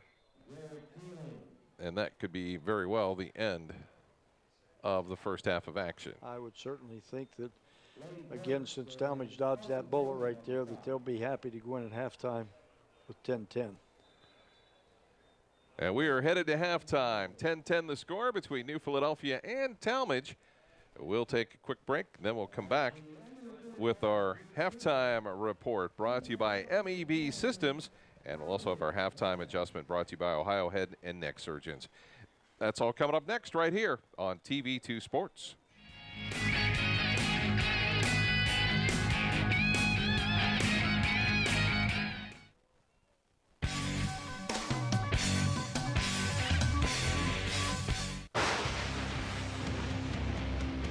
Taking the area by storm, Lightning Signs and Decals specializes in custom signs, banners, and t-shirts. Also available are full business packages. Their signs feature large format graphics, channel lettering, and light boxes and custom laser cut form letters. Visit online at lightningsign.com or visit the storefront located at 224 7th Street in New Philadelphia.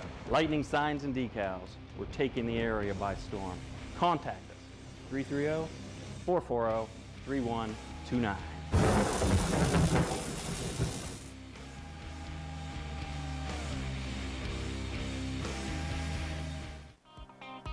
Integrity Auto Sales. It's not just a name. Give us a call at 330-308-9378 or stop in at our 2 locations on East and West High in New Philadelphia for your next quality vehicle. At Mr. Appliance, we believe repairing your appliance is only part of the job. We believe in delivering superior service by taking extra steps like putting on protective shoe covers before entering your home. Calling Mr. Appliance is a smart choice as we charge by the job and not by the hour. When our in-home service professional arrives at your home, you'll get a complete diagnosis of your appliance problem and a solid quote before any work begins. When you call Mr. Appliance, you can be sure a courteous, highly trained service professional will arrive at your home on time with a clean uniform and an ID badge. We conduct a background check on all our service professionals as we want to be the repair service you can trust. For the service you can trust, call Mr. Appliance toll-free at 330-874-6017 or visit online at www.mrappliance.com. Hi, this is Jan McInturf. Our community is a great place to live. That's why McInturf Realty proudly sponsors our local high school sports. Make the call to the local real estate team that sells more homes in Tuscarawas County than any other company. See for yourself what makes McInturf Realty the #1 team in real estate. Make the call to 330-364-SOLD or 330-364-HOME. Every 6 seconds, a Domino's pizza lover's dreams are dashed by one Sally Soul Smasher in the group who wants a salad instead. Eat a pizza once in a while! Luckily, we love pizza so much, we're introducing salads to our menu. So nobody can veto pizza night. So tell those lettuce lovers, listen up! There's no reason to ruin pizza night now. Order a medium 2-topping pizza and a delicious Domino's salad for only $5.99 each. Pizza's good! For over 35 years, MEB Systems Incorporated has served Northeast and Central Ohio, as well as the surrounding areas, with a commitment to the highest quality workmanship and integrity. We appreciate your interest and look forward to earning your trust, friendship, and business. MEB Systems has the experience and expertise to get the job done right the first time. Our experienced and trained professionals use only the finest tools and materials to install and repair flat and metal roofs. We guarantee our work and always strive to exceed our customers' expectations.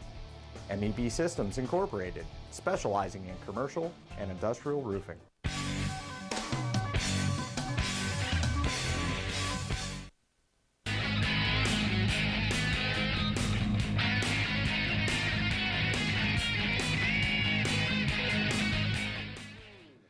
Back at halftime here at Woody Hayes Quaker Stadium in New Philadelphia. We are tied at 10-10 between Tallmadge and the Quakers.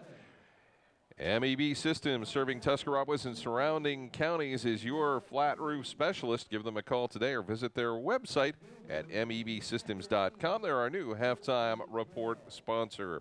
So, Chuck, let's take a look at our numbers as you see Emily Tetzloff, who is the homecoming queen for New Philadelphia here in 2016. First of all, very well deserving homecoming queen this year. What a sweetheart. Look at the stats right now. New Philly rushing 72 yards, passing 711 for 109 for a total 181 yards. They did have 2 turnovers, 2 big turnovers.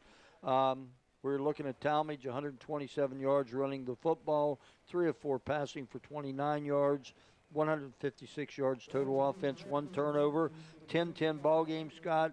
Seems to me like right now that Philly, you know, we've seen them be much better, more aggressive both offensively and defensively. I think they probably got a pretty good talking to at halftime by Coach Dennison, and, you know, it just seems like they're going through the motions a little bit, but we still got a tie ball game, so see what the Quakers can do here in the second half. All right, that is our halftime report brought to you by MEB Systems, serving Tuscarawas and surrounding counties. They're your flat roof specialist. Give them a call today or visit their website at mebsystems.com. Our halftime adjustment tonight brought to you by Ohio Head and Neck Surgeons. They're located at 400 Medical Park Drive, Suite 103 in Dover.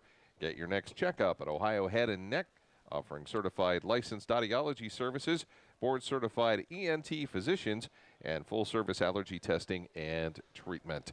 So you kind of foreshadowed a little bit what we need to talk about, and that's how does the Quaker defense stop the Tallmadge offense? Well, the Quaker defense is either going to have to put an extra person in there at linebacker in between the tackles and just go ahead and get some pressure on, because their basic run is the quarterback up the middle, and they've got to stop that.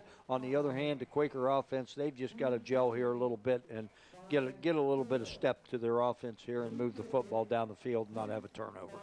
So that is our halftime adjustment, brought to you by the fine folks at Ohio Head and Neck Surgeons. They're conveniently located at 400 Medical Park Drive, Suite 103 in Dover. So we're just about ready for the start of our second half. The Quakers will get the football to begin the third quarter. And I have to admit, I wasn't sure what Tallmadge was going to be like when they got in here. I thought the Quakers might have the upper hand, and they still might.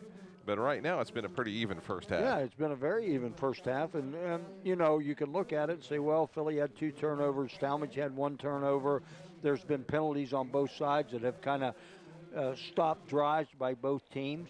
You know what I mean? Or we could have more points on the board. But like I said, it just seems to me like the Quakers just don't have that get up and go that we've seen them have 2 out of the last 3 weeks.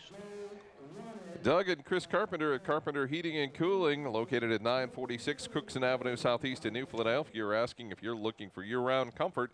Well, you can reach them at 330-308-8550 or visit them online at www.carpentercomfort.com to talk about your heating and cooling needs.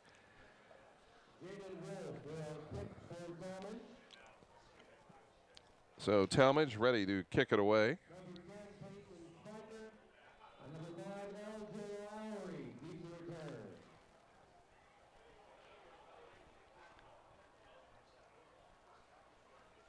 So Jaden Wolf will kick it away. LJ Lowry and Spiker back deep. Spiker's got it. Spiker reverses field. Across the 20 out to the 25-yard line, and that's where the Quakers will start at first down and 10.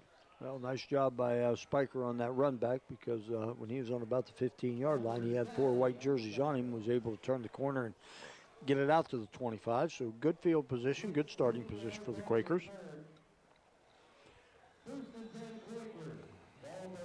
So first down and 10 Quakers at the 25-yard line. You know, the Quakers have shown bright spots throwing the football and bright spots running the football. It's just they got to be able to get it together here and take the football down the field and be a little bit balanced. And I think with that, they'll keep Tallmadge off balance and they'll be able to move the football. So first down and 10 from the 25. Biddekhofer out of the shotgun. Looks to the little slot receiver, Walker. And Jelani Walker with the catch out to the 32-yard line. You know, that's a great first down pickup right there of about 7 yards. So it's a good start for the Quakers. Second down and 3. It'll be trips right. Crowther's in the backfield. And he'll get the handoff. And he'll be just short of the first down. Quakers have to get to the 35 for the first down. Just underway here in the third quarter. Scott Robinson, Chuck Rest, and Jay Yonders with you from Woody Hayes Quaker Stadium in New Philadelphia. Well, 3rd and 1, they ought to be able to, you know, run the football up in there and pick it up if they want to. But next week, big IVC matchup. Garaway at Sandy Valley on TV2 Sports. As we get a flag down. Let's see what we got here. Went from the far side over there, so I don't know if somebody motioned. One of the wide receivers got a little bit too quick. And there again, you know. Another penalty. 3rd and 1, and now you go to 3rd and 6. So now you're definitely in a throwing position, but nobody better, I don't think, than Biddekhofer right back there to pick up a first down for you at 3rd and 6.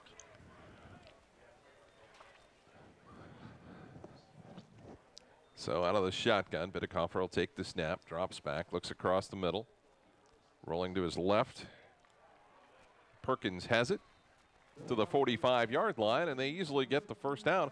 It just seems like those passes are open all night. Yes, sir. He came completely across the field, and Biddekhofer waited on him to get 2 steps on the linebacker, and there you go. Nice, easy first down. Nice, easy pitch and catch. But you're right. You know, if he's got time to throw, the Quaker receivers can get open. So the Quakers come out with the 4 wide. They ran on this alignment the last time. They're going to pass this time. I think there might be a that flag. That time's right got to there. be a flag. Is coverage just a little too good there by Jacob Breeding. Breeding definitely had him covered, didn't he? Yeah. His back, his shoulders, his neck, his head. He had them all covered.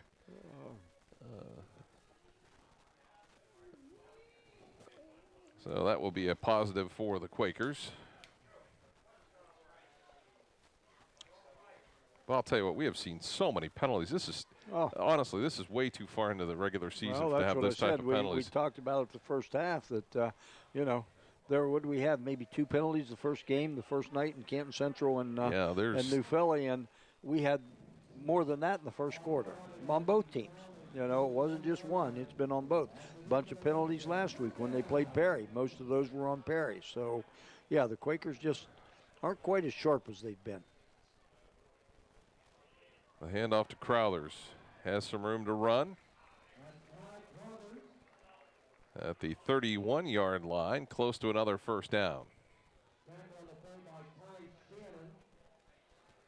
Nice run that time by Carruthers to first down. To get that first down. So, there again, so far, look at the Quakers. They've thrown the ball on this drive.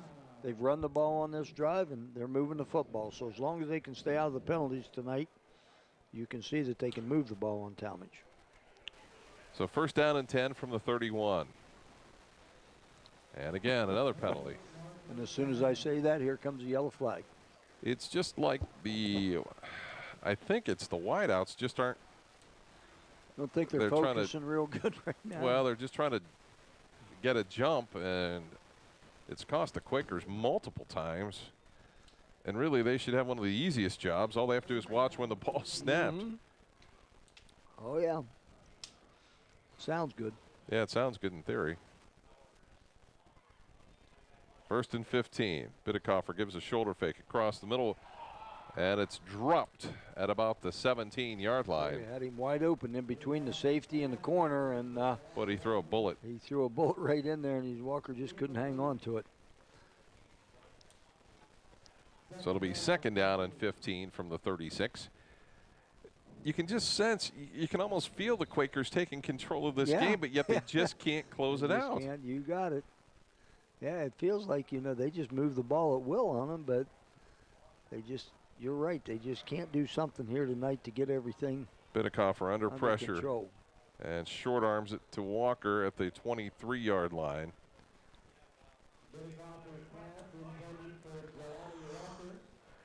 It just seems like the Quakers just not playing at a level they played at the first couple of weeks of the season. Yep. Now you're in the 3rd and 15, and again, maybe you don't have to pick all of it up. You can try to go for it on 4th down if need be. But, boy, you just, again, you kicked yourself in the foot with a 5-yard penalty. Bidekoffer gets everybody set. 4 wideouts. Drop straight back. Looks across the middle. Nobody there. Goes to the outside. It's got a man there. Spiker is going to be close and thrown down just short of the first down at about the 22-yard line. Good throw by Bidekoffer right there. Spiker just set him and down in between the corner and the safety. You can see it. Does a nice spin move right there and gets off and picks up 5 or 6 more yards, and now you're in about a 4th and 2, 4th and 3. So I think in that situation you just about have to go for it. That's what the Quakers are going to do. Timeout. Timeout. Coach Dennison knows this is big right here. I know we've got 9:58 to go in the third. You'd be looking at roughly a 41-yard field goal attempt. Moorhead's got the leg to do it, but I think right here, maybe going into this part of the game in the 3rd quarter, it's time to make a statement. You know what I mean? And hey, we got 4th and 3, and by golly, if we're going to win this football game, we can pick up these 3 yards. Well, I saw that Lucas Kimball was coming back off the sidelines to get more help along the line. Yep. So we'll see. Quarterback draw. That's a possibility in there. You got something too. If you can get a couple lead blockers, you can get Carruthers out. Out on the edge, he can pick you up 3 yards. So we haven't seen much of that Bidekoffer keeper like we had early on. We did early, and also you got to be able to run a little bit of a stop route or something if you want to throw the football. So there's all kinds of options with 4th and 3. But then again, the old Woody Hayes adage that you throw the football 2 out of 3 things can go bad for you. So well, on 4th down, it's not going to really. Exactly. So Yeah. So the Quakers will come out with trips to the left. Crowther's in the backfield.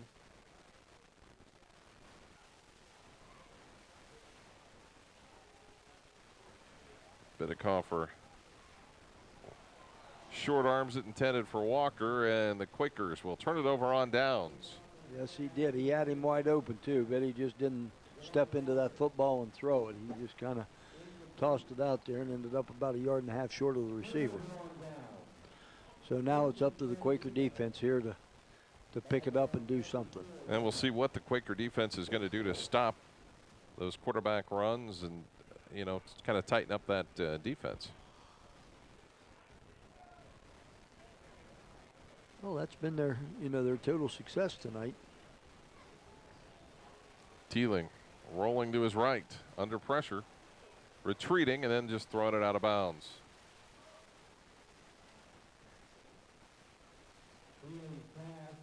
So it will be 2nd down and 10 after the incompletion. Oh, he had some good pressure right off the get-go by the Quaker defense on that one, and they had that little out covered, so it was good job by the Quaker defense on 1st down.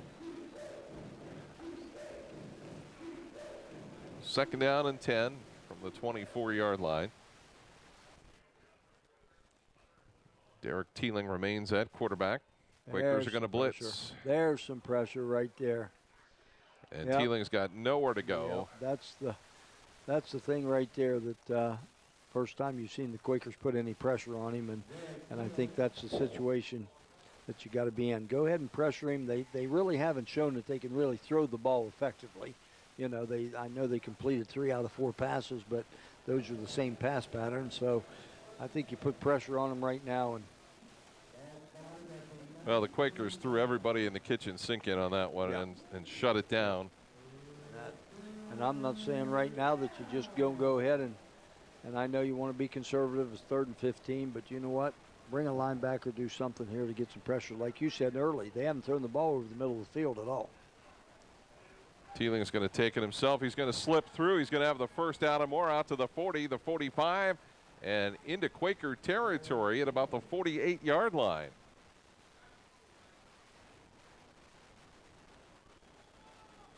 Wow, Teeling has added a new dimension to this offense. Got it. Yep, you can see right there. It was almost like a little quarterback counter, going back away from all the pressure. But that's a big first down right there for Tallmadge. And again, look at them. I mean, they're running up to the line of scrimmage. They're ready to go. L.J. Lowry had to track him down from behind. Late penalty flag comes down. I think we had a little motion on that one. They wanted to get in too big of a hurry. We have just had penalty after penalty after penalty. It's to the point of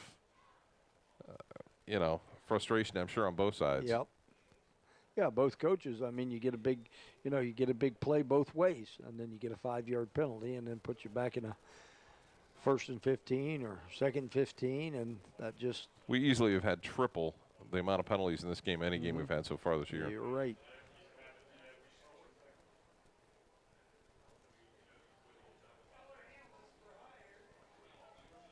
So 1st down and 15, 8:41 to go here, 3rd quarter. Tied at 10-10 on the Kent State University Tuscarawas scoreboard.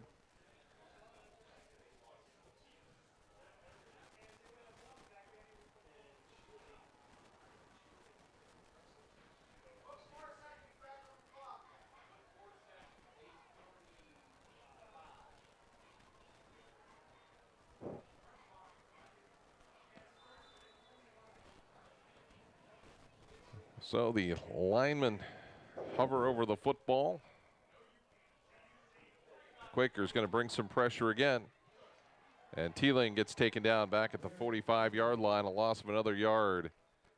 Well, I'd have to give the Quakers 2 for 2 now on pressuring him. And well, they're bringing Sealock from the they're bringing the quarterback's corners right. What they're doing. Yeah, they're just bringing their corners and just saying, hey, we're going to take a chance that you've got a running play called, and we're going to bring pressure on it. And both times they have. So well, they haven't called many pass plays. Well, so that's what I mean. I'd like to see an inside linebacker or something like that possibly. You know what I mean? Bring some pressure from there because we haven't seen him throw anything over the middle. Again, that play right there has not been real successful. You probably got a hold on Tallmadge on that one. So, hey, I don't know. It'd be 3rd down and a bunch. So Coach Dennison might decline it. Nope, I think he's going to take it. Well, it backs him up another 15. Yep. Or 10, rather. Yeah, but that's okay. You're still in the 2nd and about 27, 28 yards. But they pulled some Houdini plays. I mean, let's face it. Yeah, by the run. Yeah. It hasn't been by the pass. I guess that's probably what's frustrating the Quaker coaching staff right now is that they know they're only going to run the football, but yet they still are having difficulty in getting it stopped. Yep. Yeah, we should have about 2nd and 28, I would think. So,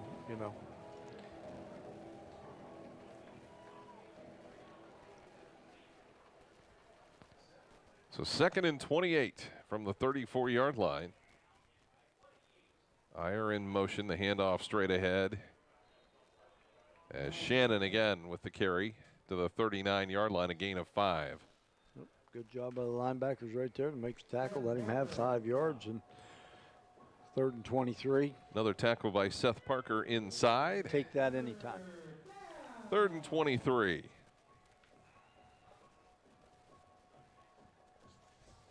Quakers have to find some magic on offense. That's where they've had some difficulty. Just struggling a little bit right now.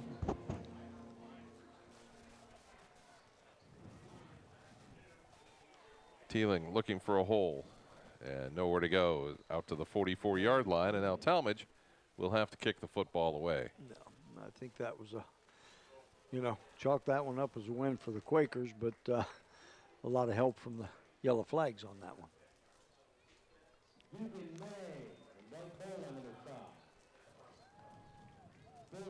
So Shannon to punt away.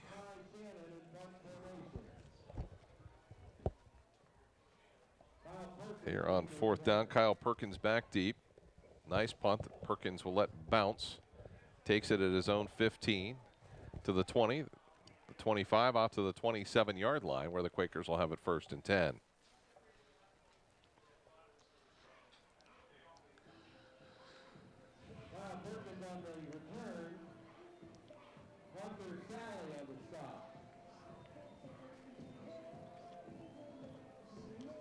Well, again, the Quakers haven't had a real hard time tonight moving it between the 20s, but having a tough time right now inside that red zone.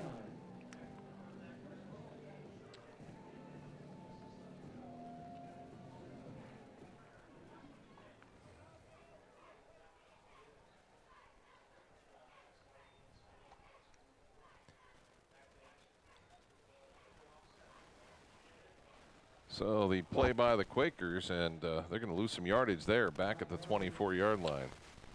They'll lose about 3 yards on that play.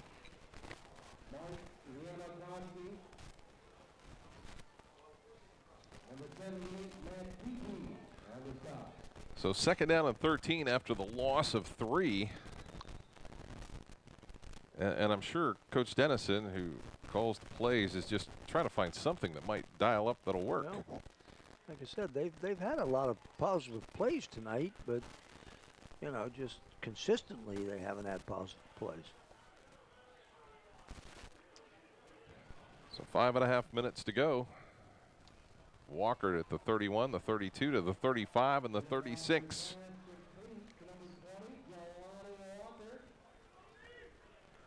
As the tackle made there by Hunter Sally. There you go, and you're in the same situation. You got a 3rd and 2, 3rd and 1. You're manageable.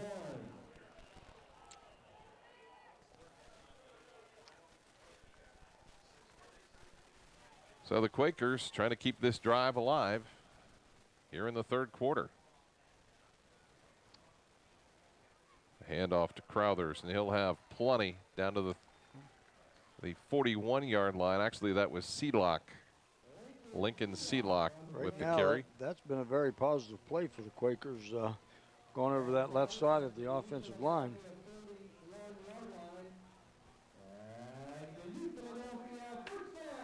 Quakers have not scored since the 10:03 mark of the 2nd quarter. So they've gone nearly 2 full quarters without scoring.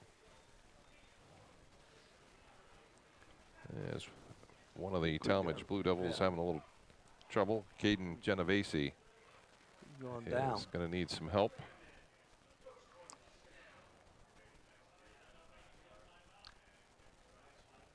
So they will have to tend to him here with 4:35 to go 3rd quarter. That did not appear to be a cramp situation there. No, I don't know, but he grabbed his leg there a little bit, so I'm not quite sure what it was.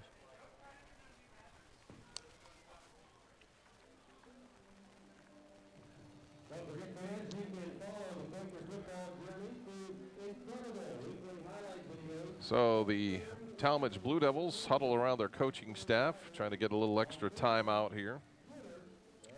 Quakers around Matt Dennison.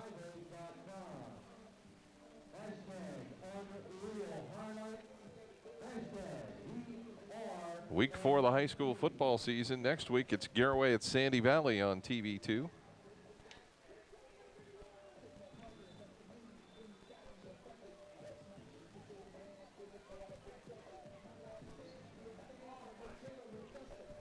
So the Quakers with it, first down and 10.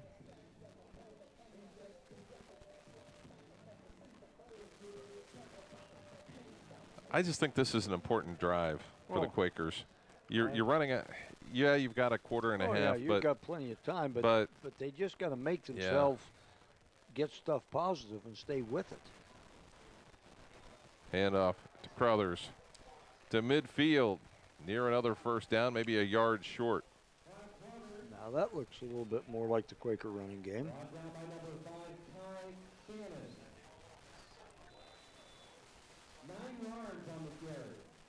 So a 9-yard gain. It'll be second down and 1.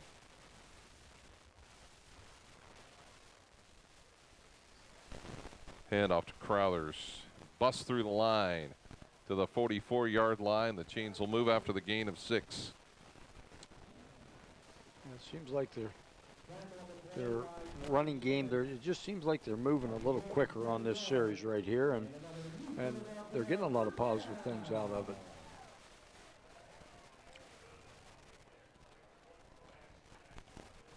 So the Quakers hustling here, first down and 10. You know, I say stick with the run right here until they can stop you. Crothers around the left side, running hard. And another first down at the 32-yard line. This is what they need right here. They just need that offensive line to get out there and move people around, and these running backs run hard. And I mean, they picked up 30 yards in the last 3 plays, all by the run. So the Quakers finding a sweet spot here with the running game. Crowthers cuts it back inside to the 20 and down to the 17-yard line. Nice 16-yard gain.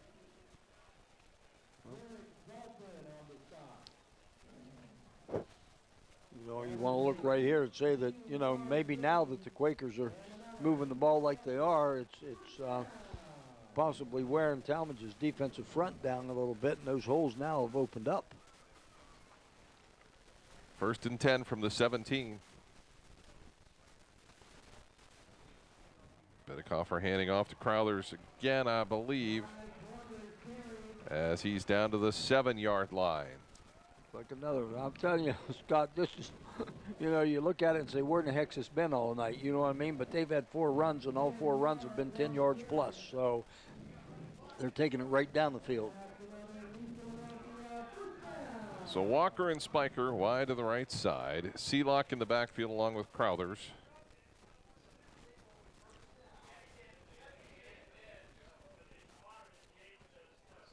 So there's some confusion as to whether it's a first down or not. Well, I thought he was outside. I thought he got down to about the 7-yard line on that one. Well, they spotted it around the 8, Yeah, which would so make it that might second be- and short. Right. So they're going to give it a T8 right there and go. So it'll be second down and short. You called it. The way the Quakers have been moving the football. And that time Crowthers again squirts through and in for the touchdown.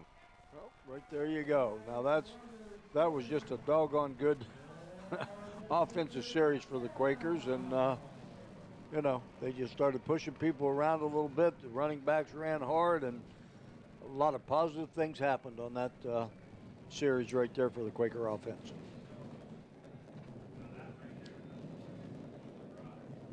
So Moorhead on to try the extra point. It's up and good. And that makes it 17-10. New Philly leading Tallmadge. So Quaker fans, hold on to the edge of your seats, because I don't think this one's quite over yet. Oh, but I'll tell you what, that's the best the Quaker offenses look tonight. They found something they liked, and they Well, again, They ran it. That could be 2 or 3 different things that you look at. One is maybe the offensive line finally come out and said, you know what, guys, we're going to fire off the football here. We're going to move some people around. The running back says, okay, you move them around. We're going to run through them and over them. Or, on the other hand, you could say Tallmadge's defense is getting a little bit tired being out there all evening, and, you know, it's much easier to push them around a little bit. But nevertheless, Quakers put 7 on the board.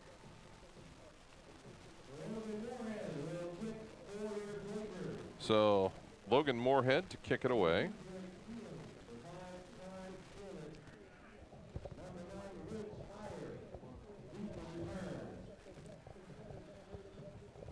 So Tallmadge back deep.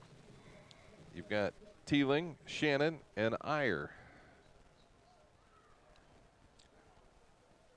And Moorhead has been close to putting it in the end zone a couple of times. And that one gets there.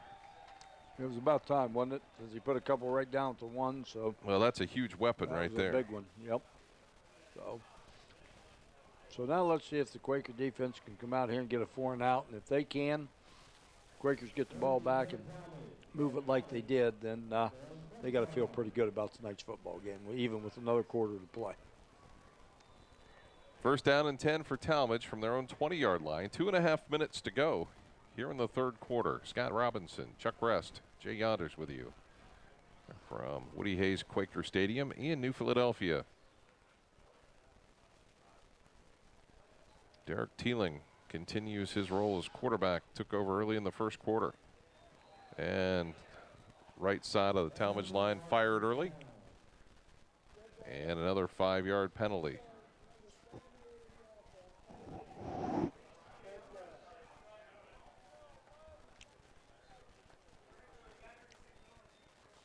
You get a little bit tired, you get a little bit undisciplined, and then it just rolls down the hill from there. So Tallmadge is going to have to pick it up here. You're down 17-10, so. But again, Quaker defense needs to get fired up here and get a 3 and out. And that could put things in a pretty good situation. So Tallmadge still running players all over the field.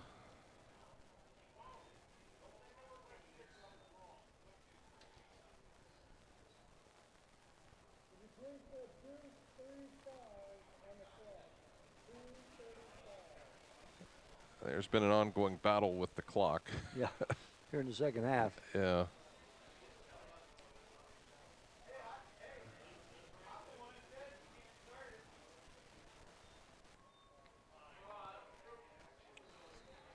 Another handoff and out to the 17-yard line. Quaker's doing a much better job here with that inside run game with Tallmadge here in the second half.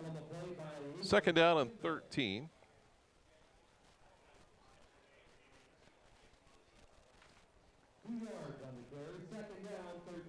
So, you know, you start to get to week 4 and you start to think about the playoffs. Oh, yeah.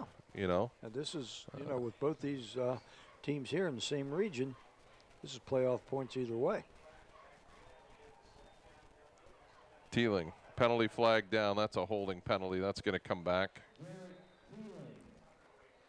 He got what, maybe a couple yards on that one? Couple yards, but that's going to be a huge penalty that I'm. Coach Dennison's going to take this. Sure, they're going to take this one. Yep.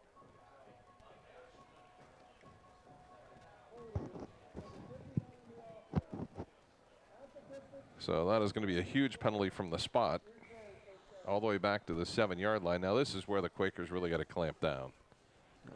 Now you can look at this 2 ways. You know, you either try to send pressure and you know, sacking back there, or you go ahead and play your base defense and say, hey, 2nd and 23, go ahead and throw the football because you haven't really done it much all night long. Teeling is going to run it again. This time they're going to wrap him up after a short gain. It'll be 3rd and long. Can we say here with about 3/4 in the books that maybe the Quakers kind of got that play down now? Kind of figure that he's going to run the football up between the tackles. Blake Bullen, we haven't called his name a lot tonight, but he made the tackle there.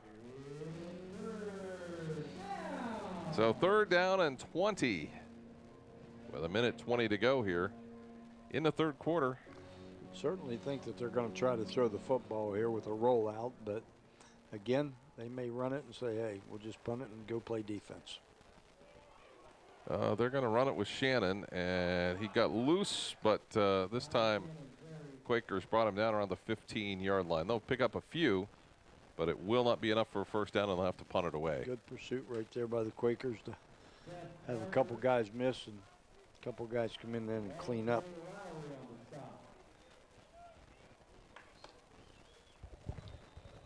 So the Quakers should get excellent field position here as Shannon drops back to punt.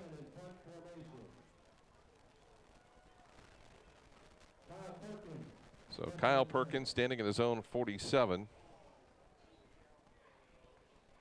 He'll pick it up at the 45 to the 40 and to the 35-yard line. And now the Quakers have a chance to really put on some points that are going to maybe make this into a victory.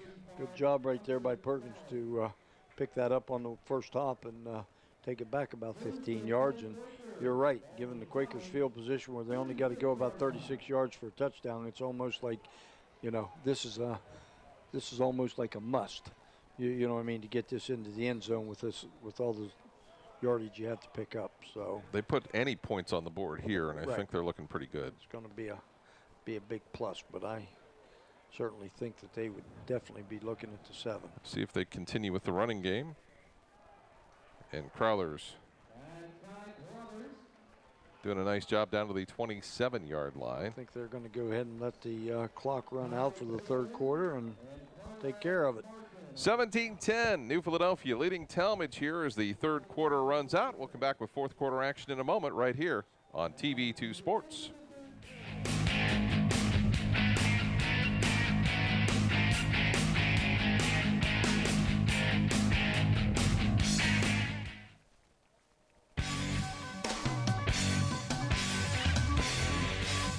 Myers & Miller Podiatry provides complete foot and ankle care to patients of all ages. The practice was established in 2000 by Dr. Adam Myers and has grown to include Dr. Andy Miller in 2007, Dr. Jason Bakich in 2010, and most recently Dr. Kristen Henry in 2015. Our core values of respect and honesty are the basis for how we manage our practice, and we continue to grow by building relationships with our patients in order to better serve their needs. Myers & Miller Podiatry serves Tuscarawas and Holmes counties with offices in Dover, Sugar Creek, Newcomerstown, Millersburg, and our newest location in Yorksville. Let's get started with building our relationship. Well, I woke up to the sound of silence and cars. We're cutting like knives in a fist fight. And I found you with a tear in your eye, your head in the curtains and heart like the 4th of July. You swore and said, we are not shining stars. This I know, I never said we are. If you're lost and alone, or you're sinking like a stone, carry on. May your past be the sound of your feet on the ground. Carry on. Carry on, carry on. We are shining stars. Carry on, invincible. We are who we are. No matter where you are in life, Stark State is the smart choice. The lowest tuition rate in the area, along with flexible schedules, online courses, and degrees that lead to in-demand careers or make it easy to continue your education. Small classes, professors with real-world experience, and a campus close to home. Plus, more than 92% of Stark State grads secure a job or continue their education. Choose Stark State College. Spend less, earn more, go further. Register now.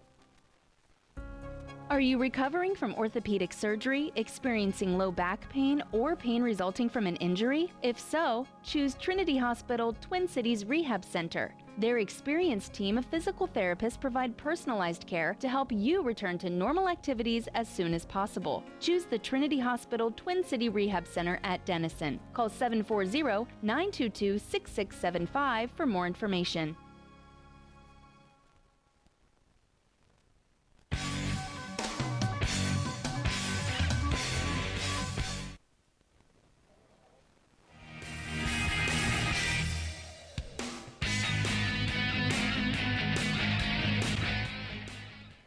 17-10, the Quakers on top as we begin the fourth quarter. They have the football. Time for our third quarter wrap-up, brought to you by Ultra Clean. For clean air you can breathe and a clean-looking home exterior, Ultra Clean, locally owned and operated, offers both air duct cleaning and pressure washing for your home. Give them a call at 330-243-3996 to help clean up the air you and your family breathe, and also to improve your home's outside appearance. The Quakers with the score with 2:38 to go in the third quarter, an 8-yard run by Kai Crowthers. The extra point was good, and that gives the Quakers the upper hand at 17-10. And that is our third quarter update, brought to you by Ultra Clean. So Crowthers with the run, and it's enough for a first down.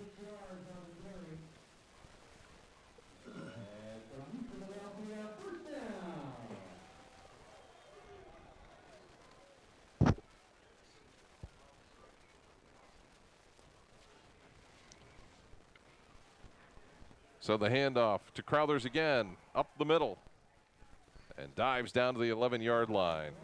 I'll tell you, the Quakers have really been putting the running game together here at the third quarter and the beginning of the fourth quarter, and this has kind of turned the tide a little bit.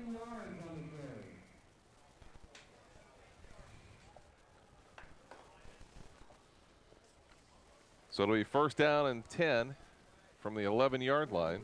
You know, you look at this, Scott, and you're thinking when we come into tonight's ball game, this is what Coach Dennison wanted to do. You know what I mean? Get this running game together, and it just didn't happen the first half. But I'll tell you, he's done a good job with it the second half. Second down and 1. Handoff to Crowthers. Into the end zone from 11 yards out. Yep.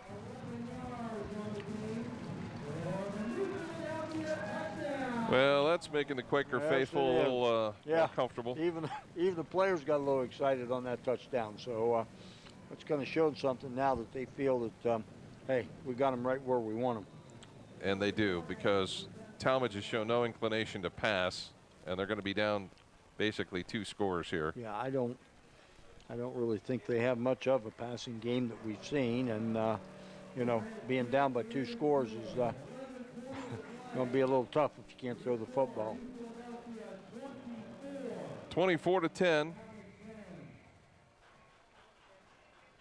New Philadelphia with the lead over Tallmadge.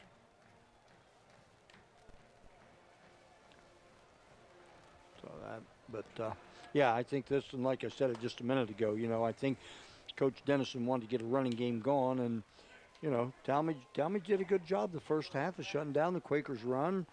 Quakers didn't do a very good job of, you know, not making too many mistakes, which they did in the first half. So now here the second half, they kind of took over running the football, and that's kind of been the difference in this football game. Coming up following our game, we'll have our post-game wrap-up, and we'll name our McDonald's MVP. And with 11:20 to go, the Quakers out to a 14-point lead on the Kent State University Tuscarawas scoreboard.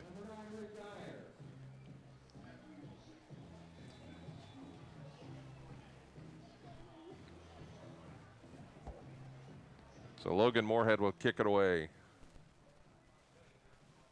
as Teeling, Shannon, and Iyer back deep.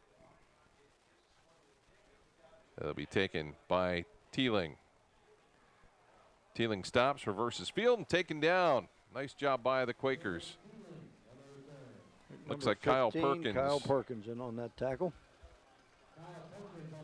Looked like he almost had a little bit of a lane there, and Perkins comes in and makes a nice job. Nice catch, or nice tackle. I'll get it right.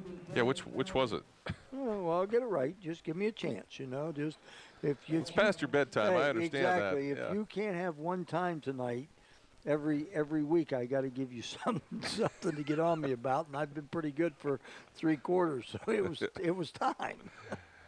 So first down and 10 from the 18. Teeling. Ball's deflected and intercepted by the Quakers. It's Cullen Brogan. Yep.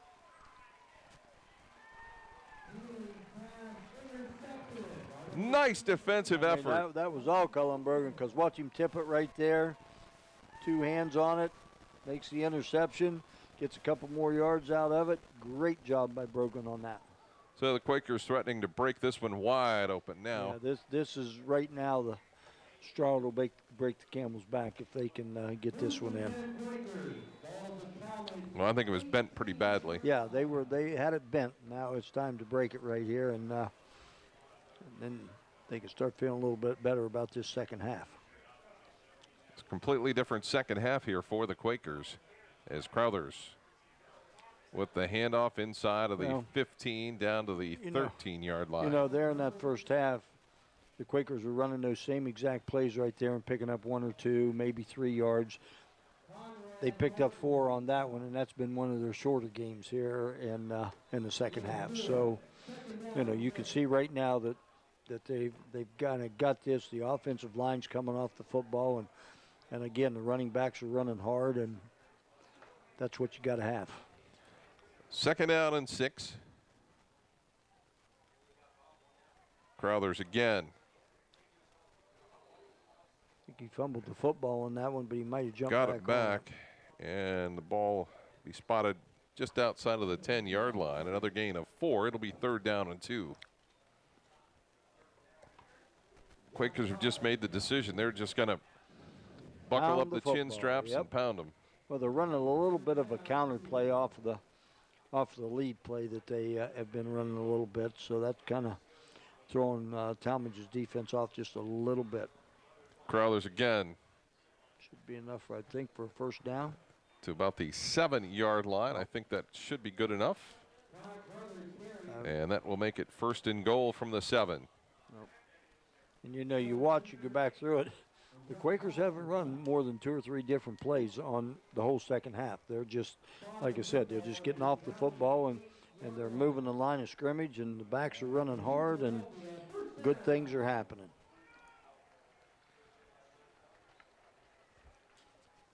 So the Quakers with it 1st and goal from just inside the 8-yard line. Handoff, Crowthers off the right side. Keeps his feet moving and down to the 5-yard line. Getting a good push by the right side of the offensive line.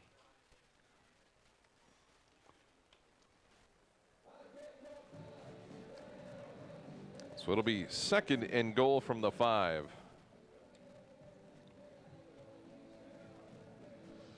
You know, and again, you know, these are working fine. These plays have been gone, but you mentioned a little bit ago too, we haven't seen Benikoff run the ball off of these fakes either, and he could probably walk into the end zone. Crowthers again off the right side and in for the touchdown from 5 yards out. Okay, he doesn't have to.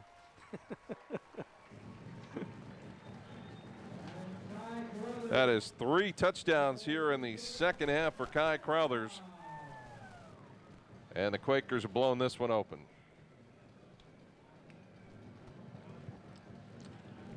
Yeah, you could see right now they're pretty much got their way on the offensive side of the ball, and that's what they needed to have happen.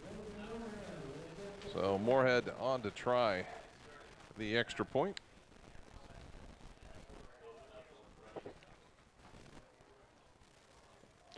I would think they would want to just go ahead and decline this penalty and go ahead and kick the extra point from where they're at.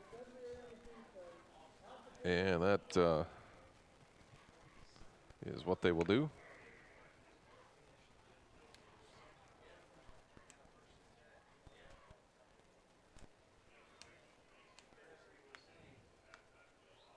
Like they had maybe too many players on the field as well here.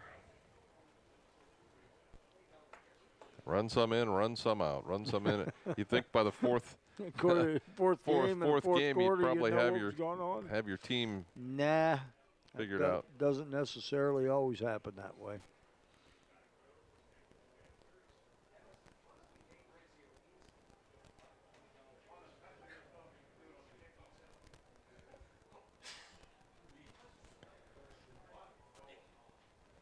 So I think the discussion is, can they take the 5 yards on the kickoff, maybe?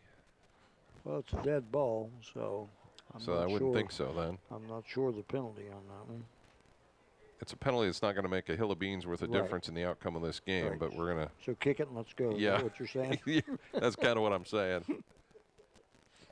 That extra 5 yards when you're 3 touchdowns down, I don't think is going to make any difference at all. The problem is it's not really 3. It's not really 5 yards. You're only going to get 2.5 out of it. Yeah. Or no, you're going to get 1.5 out of it.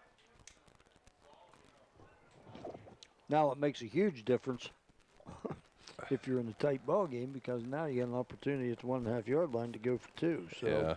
Are they really going to argue all this time? No, I don't know. We got somebody running off the field right now for something, so I'm not sure what the holdup is. Oh, we got somebody sick on the field, so we're going to have to go ahead and clean that up. Send both teams to their sidelines. That's going to take some extra time. Something new. Haven't had that for a while. Yeah, that's why they went to the locker room, and probably. Knowing you'd say, let's kick the field goal, let's get down and kick off, and while they're getting ready to kick off, clean it up. Huh? Clean it up. I got you. Yeah, that's not possible with... No, not with the way things are in today's society. There's absolutely no way. So we have 8:47 to go here in the fourth quarter. 30-10. I don't know about that. Do you just spray stuff on there, or what do you do to? I do not know, nor do I really want to know. Yeah, they're putting some kind of powder or something on it, you know. I think maybe you ought to have a hose available. Where's the fire department when you need them? Yeah, this is, of course, the family viewing hour. Fortunately, we aren't showing it completely.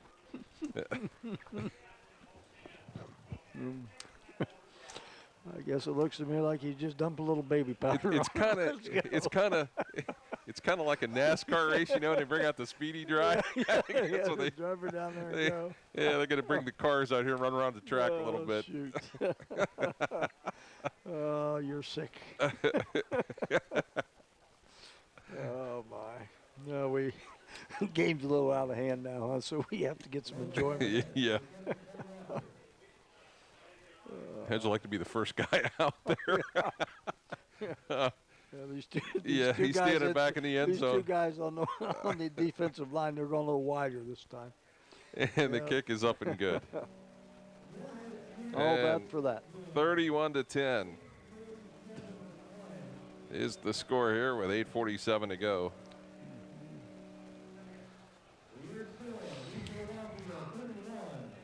We make fun of it, but it is important for student athletes not to be Yes, it is. It's very endangered. important. Yes, you are correct. And the way things are, you know, and things that can happen anymore, it's more than fitting to take that 3 minutes right there and get things taken care of. So the Quakers ready to kick it away again.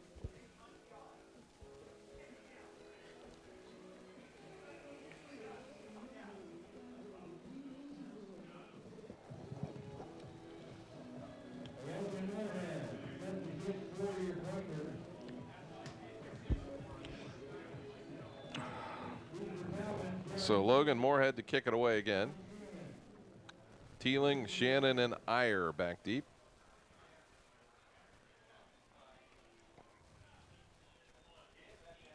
And Shannon's got it. Uh-oh. Got a lane along the side. And they'll finally bring him down about the 42-yard line. Tell you, they've had a couple really nice kickoff returns tonight. They have really got something going there. You could see that the Quakers had just all kind of bunched up about the 20-yard line, but they were more toward the hash, and they got to the outside, and they were gone.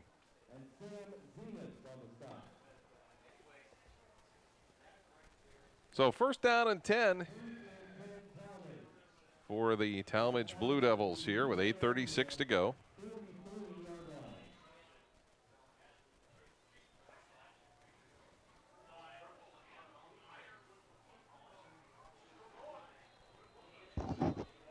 So nice gain for Tallmadge, and penalty flags fly, and so we're going to get the ever popular unsportsmanlike conduct penalty here after the play.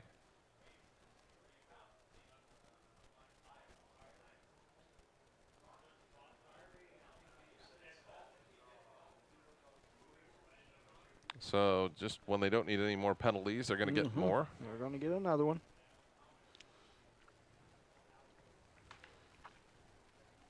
Now we'll get the official explanation here.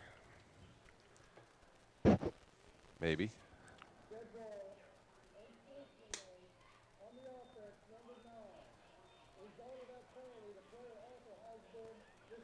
Well, that's what I wondered, if he wasn't going to be ejected. Now, with being saying Now with he'll that, miss the next game. he misses the next game, and that's Erie. That's who one of their, big-time players is. So that wasn't a good move. And I'm sure that was all out of nothing but frustration. 2nd down and 5. Makes it 2nd down and a whole bunch. Yep, that's right. 2nd down and 20. Shannon ahead to the 45. Let's be thankful they've decided to run the football. Well, they haven't passed much. You can say that, but really they haven't thrown the ball much at all tonight to begin with. They probably had 5 or 6 passes. So, yeah, their running game offensively, is relatively effective. They're just going to have to find somehow, some way to throw the ball if they want to win some games this year. And Shannon slips a tackle, still on his feet, and then down around the 41-yard line. You can't be getting in a situation where you're going to have, 1st and 25, 2nd and 25, and just be able to run the football. Tallmadge is going to have to somehow, some way come up with some type of a passing game. And excuse me. And again, you've seen every time they've thrown the ball, they've rolled out and tried to throw it to the sidelines. There's not been one time tonight that they've actually tried to throw the ball over the middle of the field. So, they've got some skill there. They just got to be able to get some utilization out of all of them. So 4th down, timeout. So Tallmadge wants to take a timeout. Well, they just seem like they're a little bit disarray right now, offensively.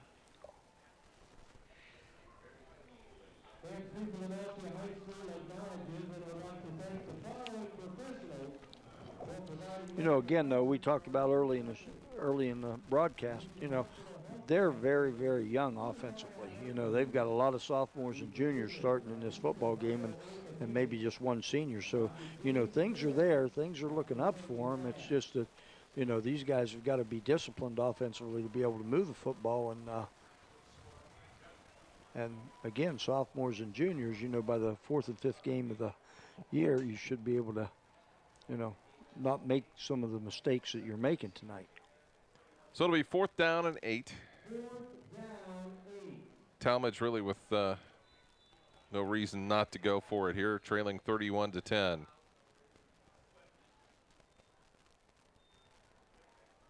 And now we've got an equipment problem. We've had a little bit of everything tonight. I'll tell you, you just want to run this final 7 minutes off and you can't even get it done.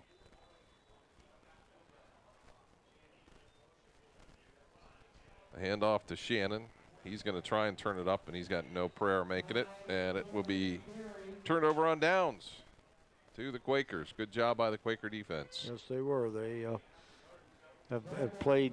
They've played a good second half defensively, like we've seen them play in a couple ball games this year. Yeah, that first half just. They just didn't look like they were a little bit worried. Yeah, they just didn't look like they were ready to play tonight.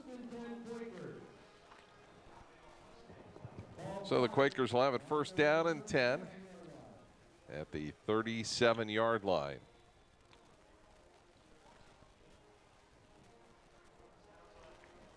So they'll bring Seelock and Crowthers in the backfield with Bidekoffer. Bidekoffer's had a pretty quiet night. Yes, he has. But again, he can have a quiet night when he's had a second half like the Quakers have running the football. He's just had to hand the ball off and watch those running backs pick up 5 and 6 yards. Crowthers again with another 3-yard gain. 2nd down and 7. This game was in doubt at halftime. Yes, it was very much in doubt at halftime. Very much in doubt in a little bit of the third quarter, too, until the Quakers got that running game moving. And once that happened, it was Katie bar the door. Yeah, 3 touchdowns for Crowthers here in the second half, and that's made the difference. Quakers have outscored Tallmadge 21-0 here in this second half. Coming up following the game, we'll have our post-game wrap-up, and we'll also be naming our McDonald's MVP. And generally, you kind of foreshadow a little bit by saying if somebody scored 3 touchdowns in the second half, they're under strong consideration. Not only that, I mean, he pretty much, was picking up 10 and 12 yards a carry to get those 3 touchdowns all the way down the field. So, yep. So 3rd down and 3 for the Quakers. Spiker in motion. Crowthers is going to just be a little short. I would think the Quakers would probably. I think he's letting the clock run down here a little bit and take some time off the clock. He wants to see how far he's got, but don't be surprised. I think he would punt the football. Punt it.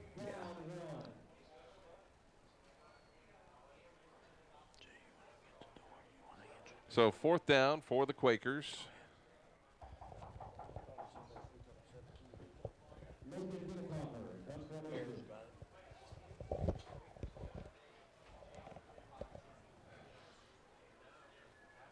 As a beautiful kick by Bidekoffer. Fair catch called for by Shannon. And at the 14-yard line, that's where Tallmadge will get the football with 4:47 to play. You know, you look at that, and I mean, realistically, New Philly's got a pretty good kicking game. You know, Bidekoffer can punt the football, and, you know, he can kick the ball 35, 40 yards on a punt, and you got Moorhead who can put the ball in the end zone a lot of the times on kickoffs, if not clear down to the, 3, 2, 1 yard line, and then he can get you 30, 35-yard field goals. So, that's big. Yeah, that certainly is going to be helpful down the road here. The Quakers obviously going to move to 3-1 here, as I believe they play Northwest next week.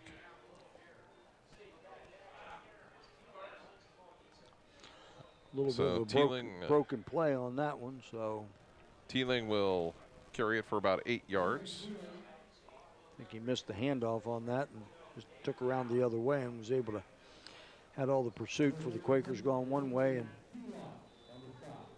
he's going back the other way, so that was big. And yeah, I do think that the Quakers go on the road next week to Northwest. So it'll be 2nd down and 2. I know we'd like to check our phones every once in a while for scores on other games, and we see right now that Northwest is getting beat by Crestwood 28-7 at the Hats. So Quakers, on a roll tonight.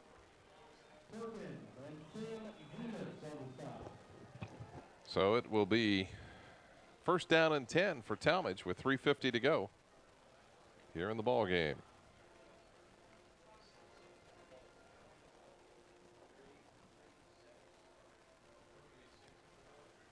.338 remaining.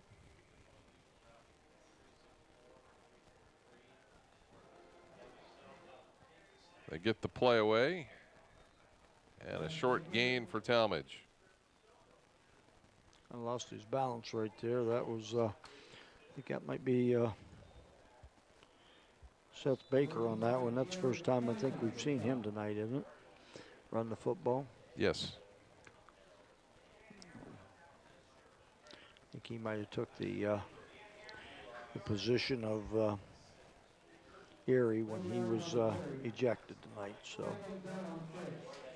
again, like I said, Tallmadge has a running game. It's just and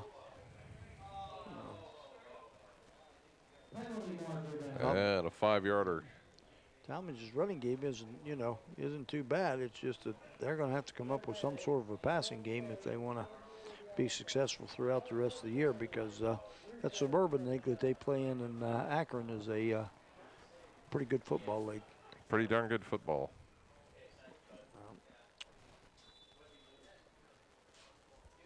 So 2nd down and 11. Ball at the 29-yard line. Trying to wrap this one up. 2:42 to play.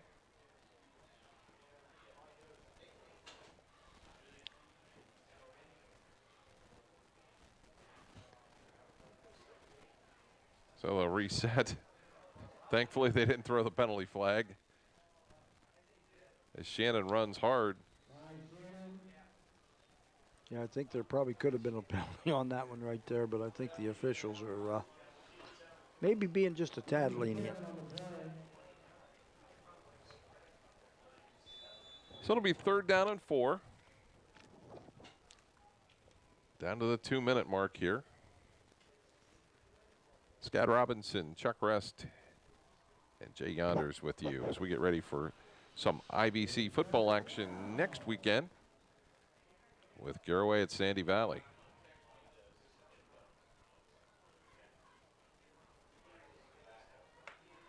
Teeling has the 1st down and more and gets to midfield. You know, he's done a good job tonight coming in and replacing quarterback that started the football game. Seeker, I believe. Yeah, and Seeker, but I'll tell you, he's got some shifty moves and things, so they might, nothing else, they might look at him if Seeker gets back and possibly being. Well, it didn't look like Seeker was that badly hurt. We don't know exactly what happened to him because he walked off the field and. Yeah, usually something like that, you see the players come back out. Yeah, you're out for a play or two and back in. You know, the only thing I could think of is maybe it wasn't necessarily an ankle injury. Maybe he got hit in the helmet or something. Yeah, he might have got hit in the head or something. Yeah. And usually that's, when you see somebody walking off the field like that, a lot of times it's not something that we look at, that it may be concussion related or something. And with that, or a coach's decision. Yeah, or the state's really cracked down on, everybody getting hit in the head or whatever, that the protocol there for concussions in football. So 2nd down and 8. Teeling to the 45 to the 44 for a gain of 4. It'll be 3rd down, and that could very well be the final play of the game. I think it's going to be, because he didn't put it in play until after it was under the 25 Yeah, I think everybody said that's enough. So we've had enough. 31-10 is our final score from Woody Hayes Quaker Stadium. New Philadelphia moves to 3-1 on the season, while Tallmadge drops to 2-2. We'll come back, wrap it up for you here in a moment, and name our McDonald's MVP right after this on TV2 Sports.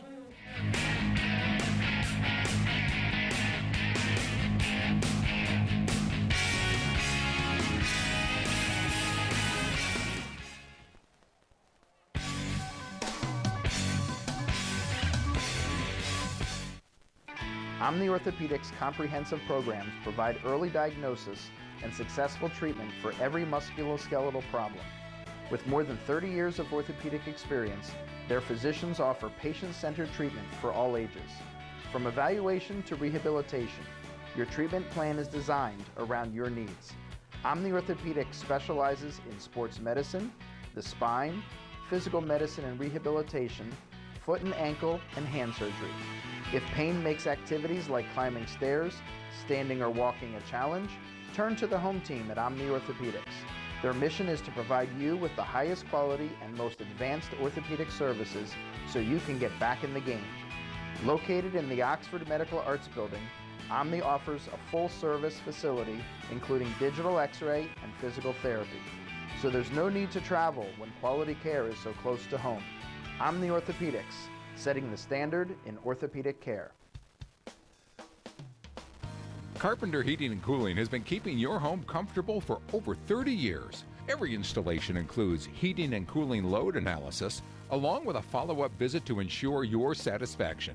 Carpenter services all makes of residential and light commercial heating and cooling equipment, utilizing custom fabrication and state-of-the-art system checks. Their NATE certified technicians work hard to provide you with total living comfort.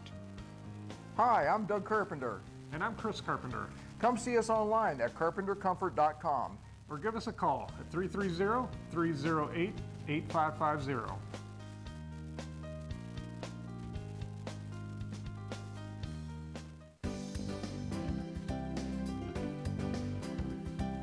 For clean air you can breathe in a clean-looking home exterior, Ultra Clean. Locally owned and operated, offers both air duct cleaning and pressure washing for your home. Give them a call at 330-243-3996 to help clean up the air you and your family breathe and your home's outside appearance.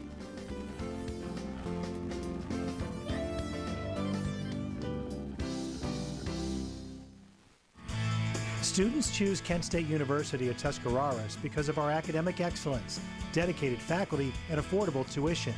Our bachelor's and associate degrees will prepare you for careers including nursing, computer animation, or veterinary technology. Kent State Tuscarawas offers a dynamic campus with state-of-the-art facilities, exceptional student services, and a welcoming environment. Call or visit us online to register for classes and find out more about Kent State Tuscarawas.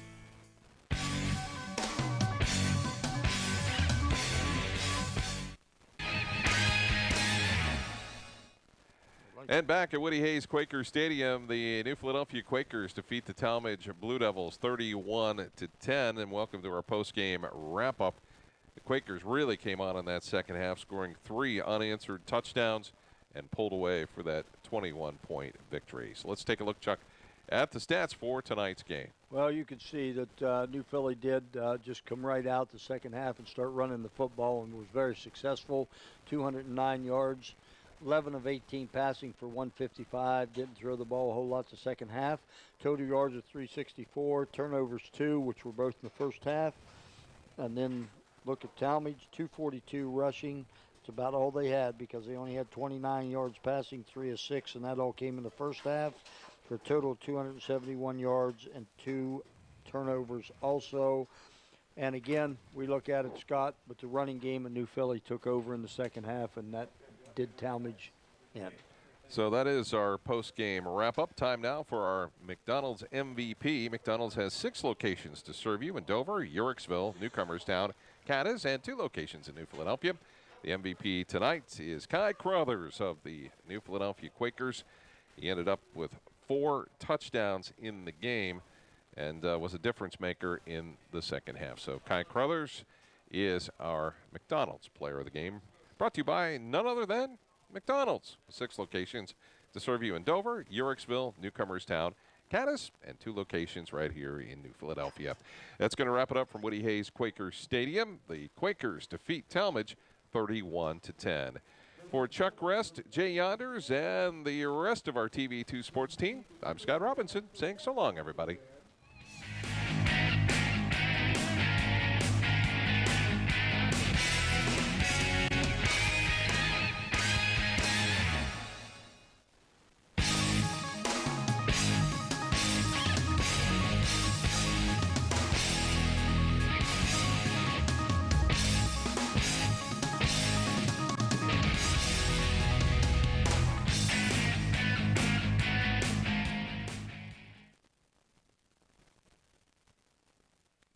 Two veterans commit suicide after losing their battle with these invisible wounds of war. And Dogs for Warriors is determined to do anything that they can to reduce this number to 0. Dogs for Warriors obtains, trains, and gives service dogs to the veterans at no charge to them.